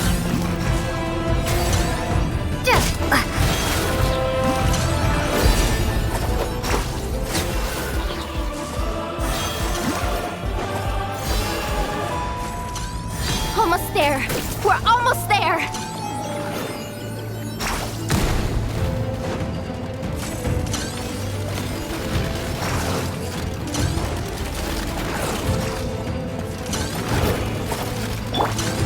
ancient a song, by the frost moon of old.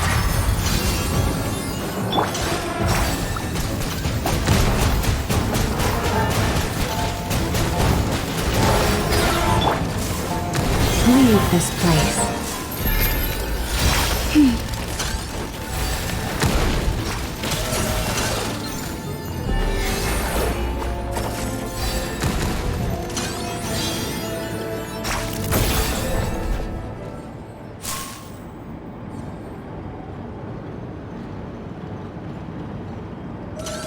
It's finally down. Quick, let's hurry down to the lower level before we're spotted.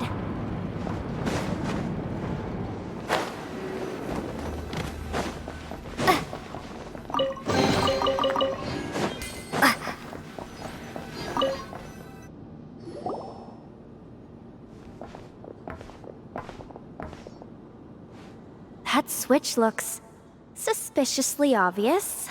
No way I'm pulling that. But you guys, go ahead. Hey, you spotted it first. Shouldn't you be the one to pull it? Not a chance. I'm just the guide, remember? At most, I'll help you look for an escape route. They don't seriously think pulling this thing's gonna lead to treasure, do they? I'd be amazed if it doesn't set off an alarm. Besides, I didn't even bring my smoke bombs. Which reminds me of the actual second rule of treasure hunting. Better safe than sorry.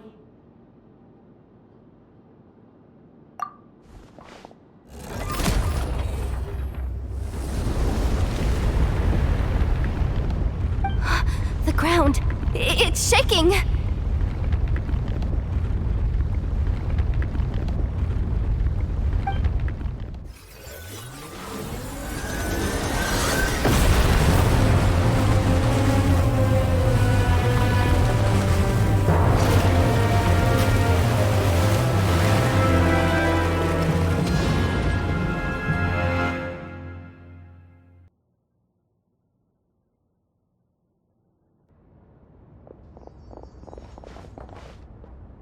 Wait, did the surface of the water open up? This is bad. This is really bad.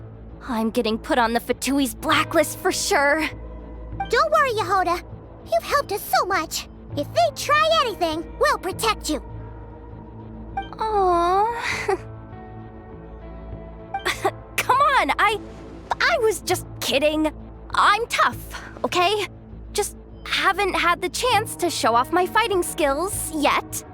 Me, afraid of the Fatui? Ugh, not a chance. I suspect the relic is hidden down below. Yehoda, your commission ends here. I am truly grateful for everything you've done for us. You don't need to put yourself in any further danger. I'm coming with you. This has nothing to do with the commission or the danger or whatever.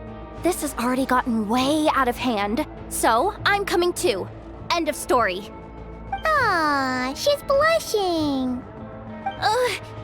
Hey, zip it. Why'd you keep staring? Oh, you looking for a knuckle sandwich or what? Oh, come on, move it already.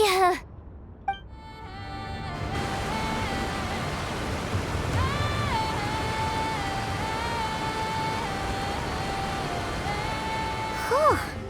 It's really deep down here. What is this place? We're standing on another fragment of the ancient moon's remnants.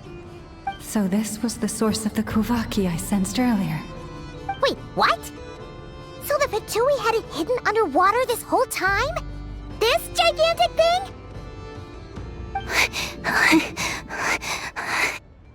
Yehoda, you've been kind of quiet since we got down here. What? Me? Have I? It's nothing. Really. We're doomed. How are we even supposed to get back up from here? Oh, my grappling hook's not nearly long enough. And if someone spots us here after all that commotion, we'll be sitting ducks! Oh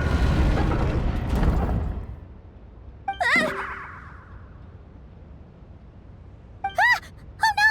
That door's opening! Please don't say it's the Fatui! No, please, no! We finally made it here, and we're so close to getting the job done! I didn't risk my neck just to die before I've even had a chance to spend my reward!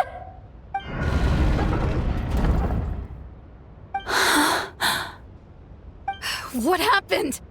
Why did the underwater barrier open? How could this be? Huh? Lauma? And you guys? Wilhelmina? What's going on here? Looks like there's no point trying to hide it anymore. Well, what are you talking about? I thought you might come, but I didn't expect to see you here so soon. Forget it. The Moon Marrow isn't here. You joined the Fatui? Yes. When? The day I could no longer bear to live a lie. At first, the Fatui wouldn't accept me. But then, one of their harbingers noticed me and said she'd give me a chance.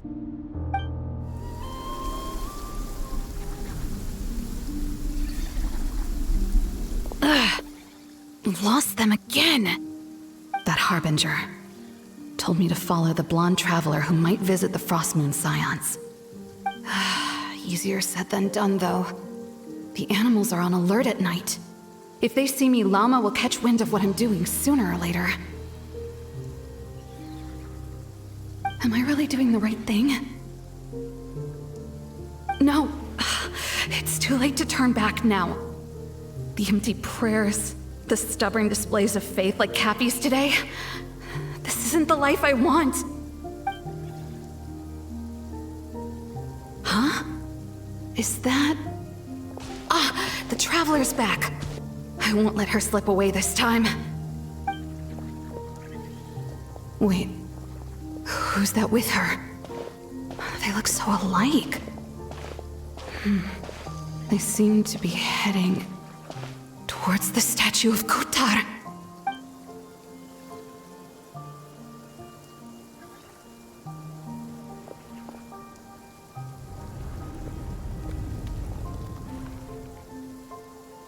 They've opened the secret chamber?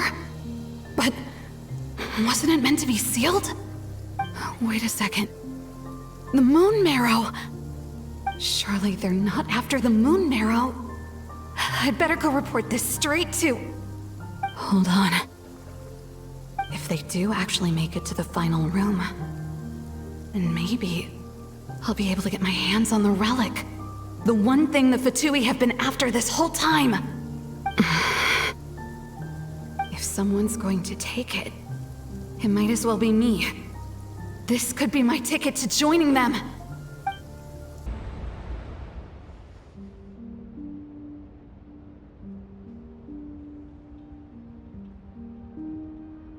Yes. And in your final moment of hesitation, I took the chance. And then you gave it to the Fatui? But when we talked to you before, you seemed so genuinely worried about Lauma.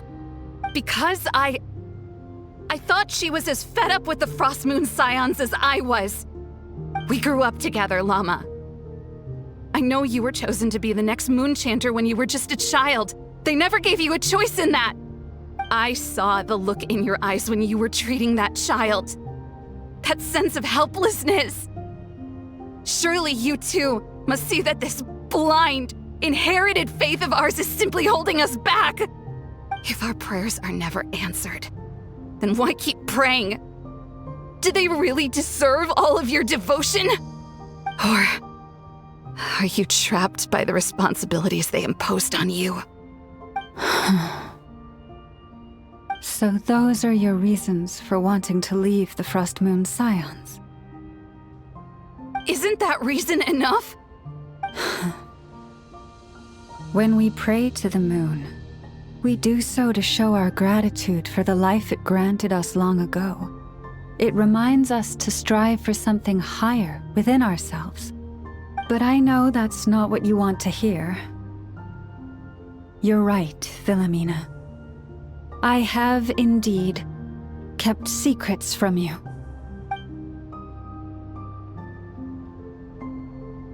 I knew it. You don't want to be the Moon Chanter, do you? No, that's not it. I'm talking about the fact that the moon in the sky isn't real. What? You're saying... Huh? I've completely lost the thread now. Oh, do we really have to do this here? What if a Harbinger shows up? Oh, I'm not cut out for fighting big bosses! The pain you sensed in me was the pain of hiding this truth. If what you're saying is true, then you already knew that the Frost Moon Scions wouldn't believe any of this. Why didn't you just leave like I did? You don't understand, do you?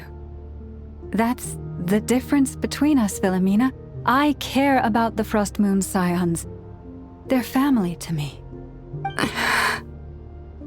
It hurts because I care. And that's why I chose to hide the truth. But now I understand that was a mistake. My family deserves to know the truth. I shouldn't have tried to hold it all together with empty prayers. Are you trying to say that I only ever cared about myself? There's nothing wrong with that in itself. No one would have tried to stop you from leaving. But you did not have to stab us in the back like this. We've been spotted! I knew it. I just knew it. Oh, what now? If a Harbinger shows up, I'm out of here. No darned relic is worth dying over. Looks like I misjudged you, Llama. I didn't think you had it in you to stand up to your fate. Turns out, you are a great moon chanter after all. But you were right about one thing. I haven't considered Hisi Island my home for a long time now. Bosses, time to go.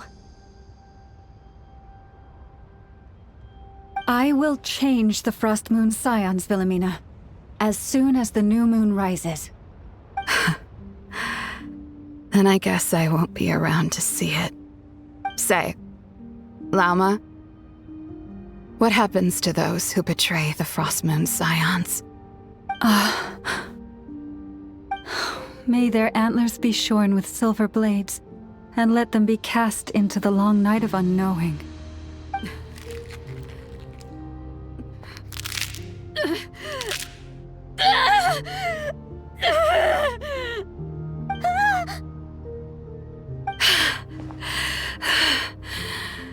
I have honored the ways of the Frost Moon Scions one last time.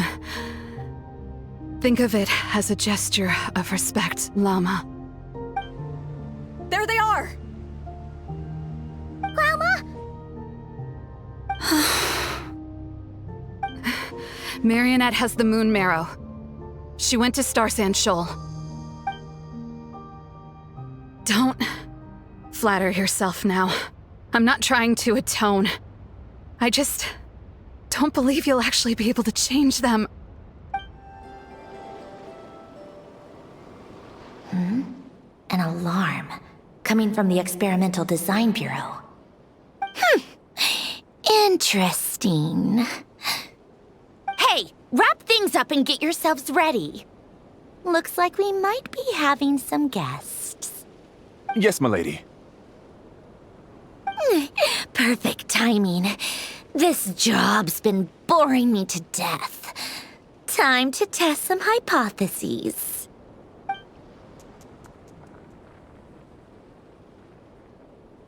Bosses!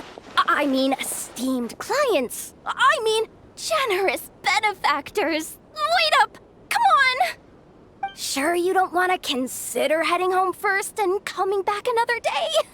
Nasha Town's that way. You are aware that this is the way too. A little ahead of schedule, aren't you? Oh no, it really is a harbinger this time. Marionette. So you are here after all. Hand over that relic right now. It belongs to the Frost Moon Scions. You mean that thing your antlered turncoat brought us? Huh, I have never much cared for trophies given up without a fight. But watching you tear each other apart over it? Priceless. I'm not in the mood for warnings today. Ooh, how frightening. Had I a Trimble function, I'd have rattled off at least a dozen screws by now. Or perhaps I've just set my sense of humor parameter too high. Were you trying to be funny just now? You don't honestly believe you're a match for me, do you? Go on then. Let's serve our guests a little appetizer.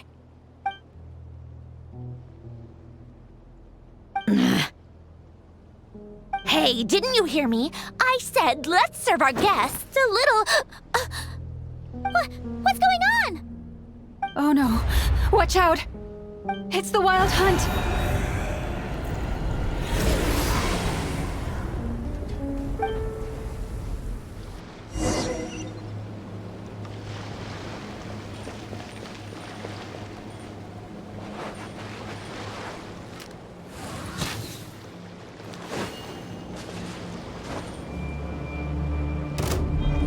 Right here, right now. Strike a pose! No touching! We're way behind schedule.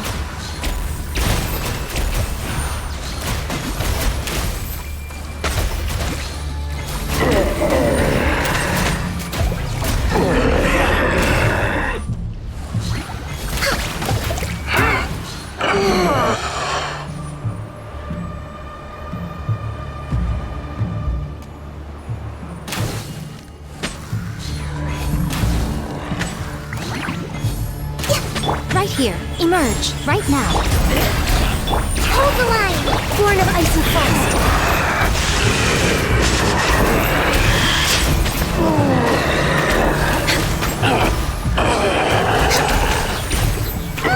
This thing's just keep coming! Isn't there anything we can do?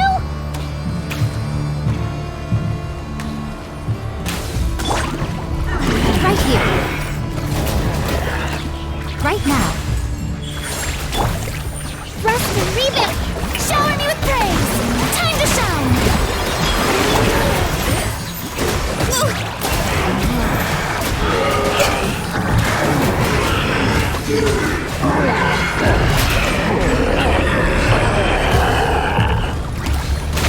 Right here, emerge, right now. Hold the line! Yoo-hoo! No touching! We're way behind schedule. Use that device to steal them away! Right here.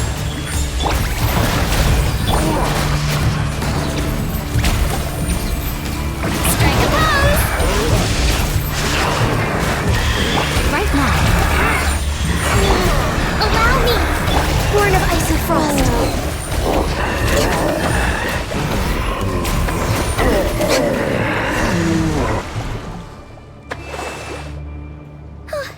Is that it? Oh, at least that's what the Lightkeeper's Handbook says. Careful! It's not over yet!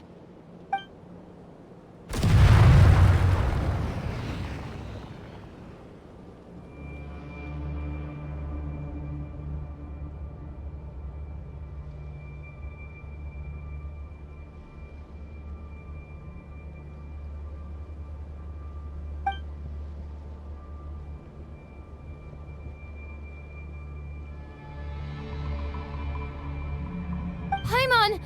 Lauma! Yehoda!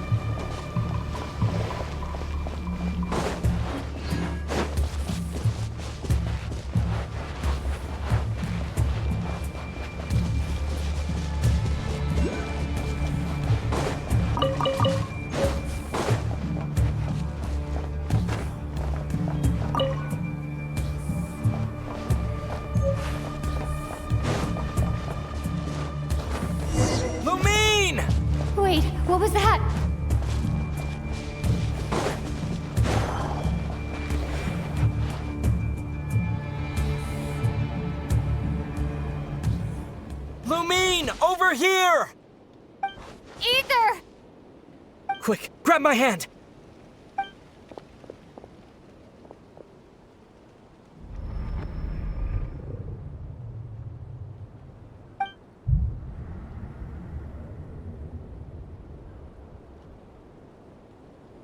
Lumine, what's wrong? Why are you here at all, Ether? What do you mean? If I may be so bold, what does family mean to you? Why were you after the moon marrow that night, Ether? Among those who entered the final chamber, there was either someone with impure intent, or else an abyssal presence. We can talk about that later. Tell me why, Ether.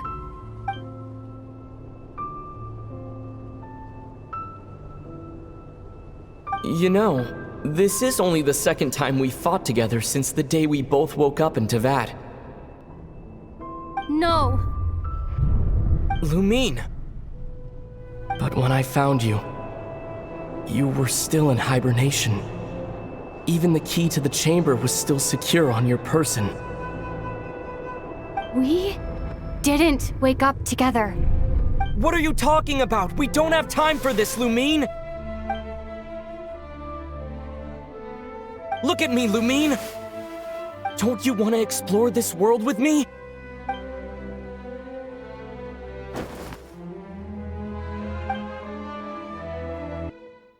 You think I'd lie to my little sis?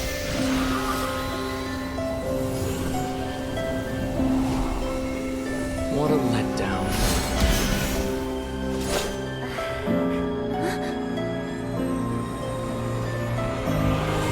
Go get it from me, Lumine!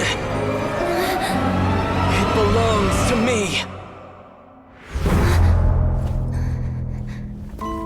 I never believed it. I didn't want to believe it. That strange feeling that something was off. I wanted it to be real so badly. Even if it only lasted a moment.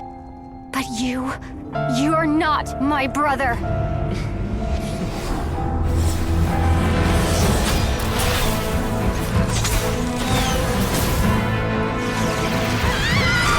Moon goddess, please save us! Why is this happening to us? Has it been abandoned? The cold night should be our blessing, yet only confusion and sorrow remain. The truth may yet lie beyond the sky, but must we become lost because of it? Standing before you, as a scion of Hyperborea and the Frost Moon's emissary, I say this.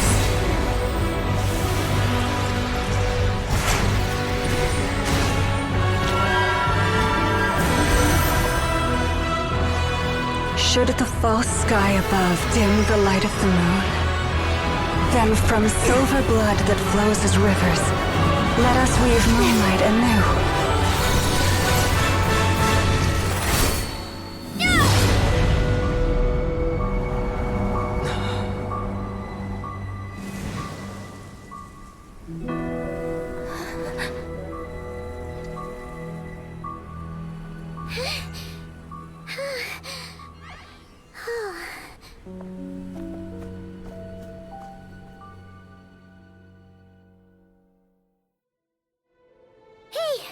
Is everyone okay? Think I saw my life flash before my eyes there. Oh, good thing Laumado was there to save the day.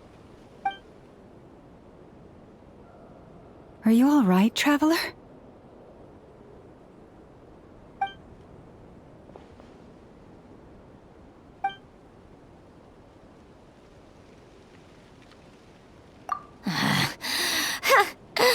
Well, that took you long enough. Seriously, how many of you are there? Pathetic. Oh no. Oh, I spoke too soon. Totally forgot we still have a Harbinger to deal with.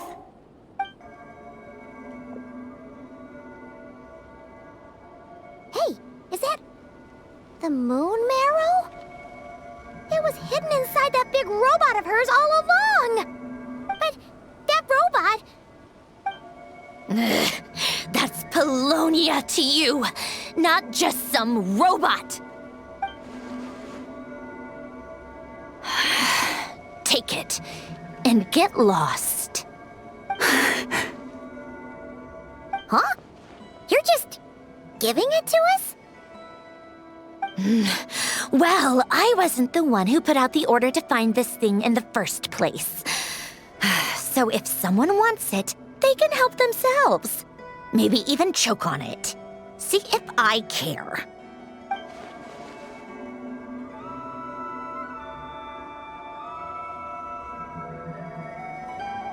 So, are you waiting for me to change my mind or what? I'd be more than happy to pick up where we just left off. But I should warn you, I'm in a bad mood right now. Let's go. Fine by me. Totally, completely, absolutely on board with that.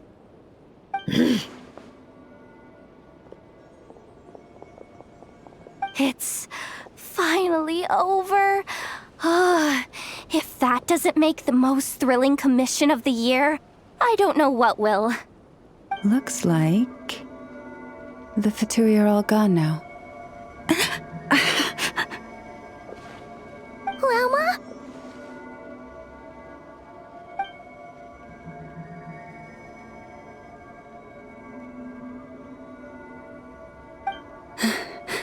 I'm all right.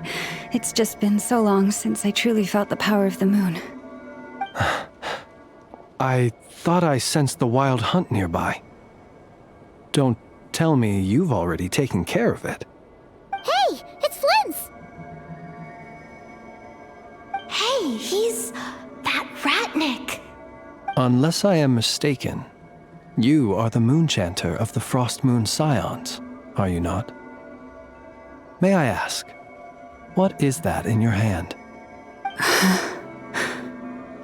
Please, don't get me wrong. I've been tracking the wild hunt lately, and I've come to suspect that its actions aren't as aimless as they might seem. When I saw what you were holding, I could not help but start connecting the dots.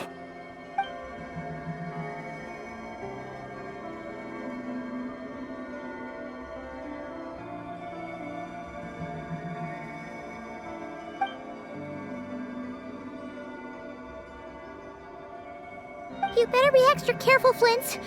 It seems like the Wild Hunt is capable of impersonating people now. Oh, is that so? Funny that. I just showed up completely out of the blue, yet you seem to have no problems trusting me. I apologize. I shouldn't be making jokes like that right now. Anyway, I understand. Thank you for the tip-off. It seems that the Wild Hunt has somehow changed in nature. I'll have to report this to HQ right away. For now, let us part ways here.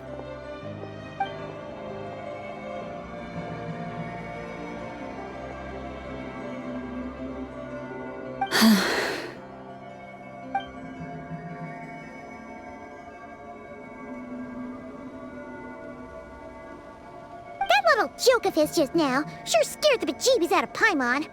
Are all the Ratniki and Nokrai like that? They're usually stationed in remote areas and tend to keep to themselves. So, it's not surprising they end up a little eccentric? No, he's different. Really? How so? The animals. They've told me they're afraid to even go near him. Oh, you're back. I just made you all a pot of tea. Better drink it while it's hot.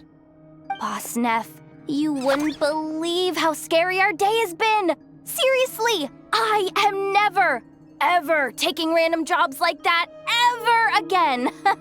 You hear me? Oh, come on now. You even faced the Wild Hunt and lived to tell the tale. What's left to be afraid of? Wait a sec, how did you? Oh, right. Like you told us before, your business is dealing in information. Huh? Boss Neff. The teacups. Why is there one missing? Did you think I wasn't coming back? My. How could you think that of me? You know the rules. If a member of staff wants tea, they pour it themselves. Your cup's sitting safe and sound right there, in the cupboard. Member of staff? Does that mean you're accepting me back? Wasn't that the deal? Boss Neff! You're the best boss ever! You never change, do you? Everything turned out fine, no? You found exactly what you were looking for. Yet there you are, sulking away as usual. Nefer, that medicine we discussed before, the one for congenital Kuvaki sensitivity, I need you to get it for me. And how do you expect me to find something like that for you in the middle of the night? You'll have to wait till morning, at the very least. I need it right now. All right. I'll see what I can do. But you know urgent means extra charge, right? Thank you. You know what? You do seem a little different. In a good way? Or a bad way? Who can say? I'll take it either way, so long as you don't start making a habit of asking me for ridiculous favors.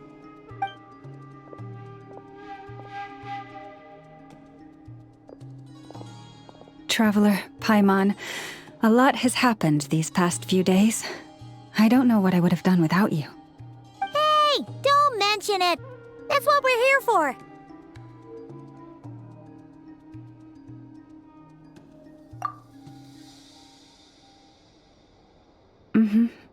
You're right. And tonight, I'm planning on telling them everything. Tonight? Isn't it a bit late already? The moon shines brightly this night. What better time for the Frost Moon Scions to usher in a new dawn for truth?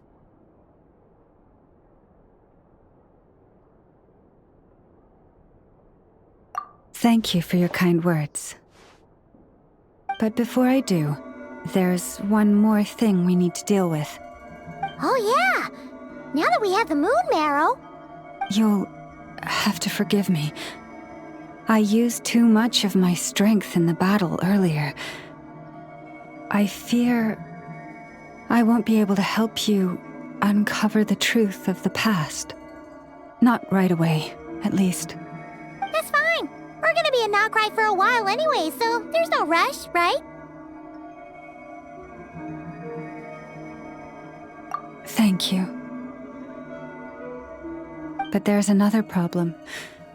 How to keep the moon marrow safe now? Huh? Can't we just return it to your secret chamber? The seal has been broken. Even if it were restored, now that the wild hunt has gotten in once, there's no guarantee that it won't happen again. Oh, right. Yeah, that makes sense. Back when the Frost Moon Scion's bloodline still ran strong, in special circumstances, a moon chanter could act as a vessel, safeguarding the relic within their own body. But it is a grueling trial of will and endurance. The moon chanter who did this only lasted 2 days. As for me, I might be able to last 5, at most. Hold on. You'd be using your body as a vessel? Yes.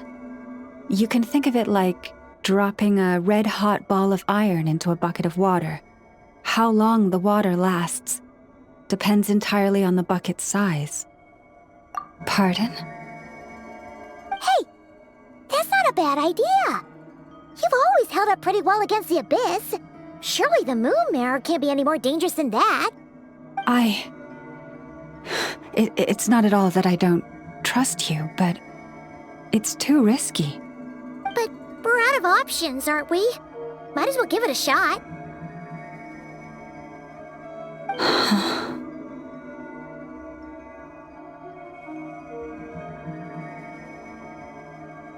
All right. Well, I'll be right by your side. If anything feels off, please tell me immediately.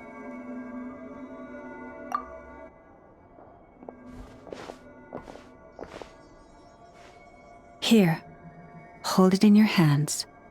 Feel its power. Imagine you're a lake, a cluster of stars.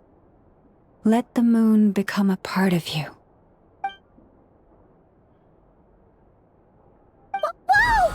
It went into your body! How is that?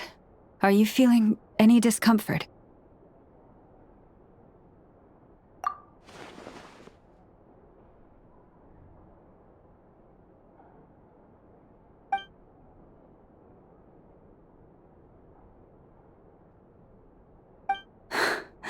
Astonishing. Not even the slightest hint of lingering fluctuations. It's as if all that power just sank to the bottom of the ocean. Well, looks like we won't have to worry about the wild hunt catching its scent now. Phew! Paimon knew you have special abilities, but still, you never fail to amaze. Hmm? Did I miss something just now? Yes, and it was nothing short of a miracle. Not something I'd be interested in then. Anyway, here's the medicine you asked for. This is all I've got for today. I'll have someone send the rest over when we have it. Thank you, Nefer. I really appreciate everything you've done for me. Please stop being so nauseatingly friendly. It's creeping me out. So, what exactly did you all go through during that wild hunt attack? I'd prefer to hear it straight from you.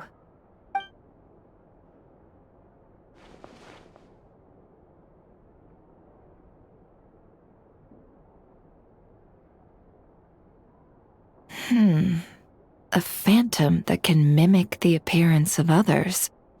Quite different from what we've seen before.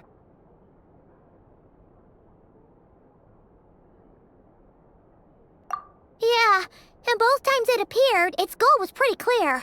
It seems like it was after the moon marrow. And on both occasions, it was accompanied by the wild hunt, too. It appears there must be some close connection between the two. I must say, I don't often see you look this serious, Nefer. Too late in the day for thinking, that's all. We'll pick this up again later.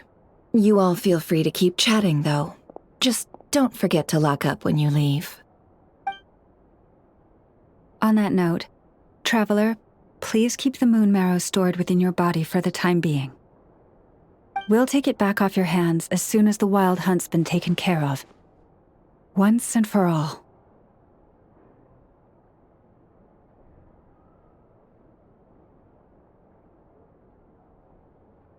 Of course. Anyway, if the two of you will excuse me, I'm heading back to Hisi Island now. It's time I came clean with the Frost Moon Scions. Hey, we're coming with you! Though, guess we won't be able to do much more than cheer you on from the sidelines. That alone means more to me than you could ever know.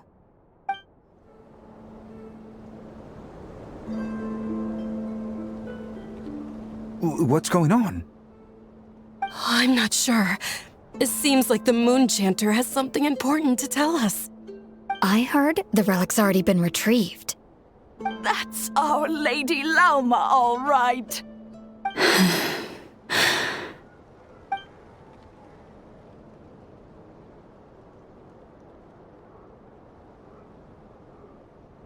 Noble scions of the Frost Moon, my kin beneath the moonlight, I hereby declare the truth to you. Long have our ancestors looked up to the Frost Moon, guided by her serene light. Yet now, she lies hidden, beyond the limits of the sky. And so, Lauma began to reveal to the Frostmoon Scions a truth long hidden within her heart. A story of a false moon and the death of gods. Kutar was indeed born of the moon. But that does not give us the right to reap without sowing, nor clothe ourselves without the toil of weaving. As she spoke, some who listened were stunned into disbelief, while others seemed to awaken as if from a dream. From this day forth, the road shall be paved with truth, and we shall pave it ourselves.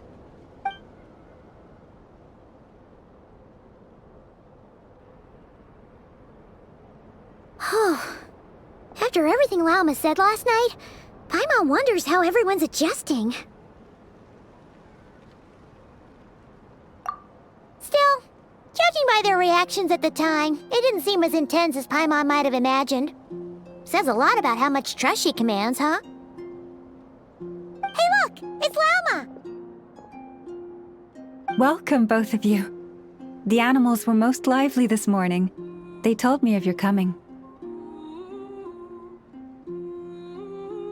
Nothing too dramatic happened, did it? No one took it so hard that they went on a binge-eating rampage and ended up cleaning up the whole pantry? Or something? Hey! Paimon's just trying to lighten the mood. Thank you for your concern. Change doesn't happen overnight, and new ideas need time to take root. But nothing as extreme as that has happened, no. Although... Although what? Well, just as I thought might happen, some have chosen to leave the Frostmoon Scions for good. For them, losing their faith was like losing their home. Confusion, frustration, helplessness. I saw it all, reflected in their eyes. Oh. I respect their choice. May they carry the Frostmoon Scions' blessings far and wide, should they be willing to do so. If we meet again someday, perhaps we will be able to sit together and share stories once more. Others sought me out afterward, though, and thanked me profusely for sharing the truth with our people. They said they used to see me as distant, even somewhat unapproachable, whereas now I seemed much closer to them. Like a friend, or even a family member. Sounds like a win overall! Paimon thinks you did the right thing, Lauma. Thank you. Though, I wanted to ask, do I really come across as distant? Well, maybe just a little. To people who don't know you, you are kind of tall, especially if you consider the antlers. I see. That's a bit of a hard one. My antlers tend to grow under the moonlight, so I can't quite help it. It brings me comfort to hear you say that. By the way, how has your body been adjusting to the moon marrow?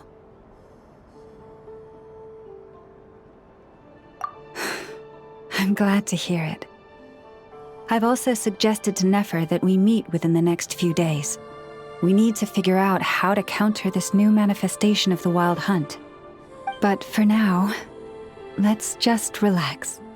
I want to enjoy this feeling a little longer of finally living on the bright side of the moon.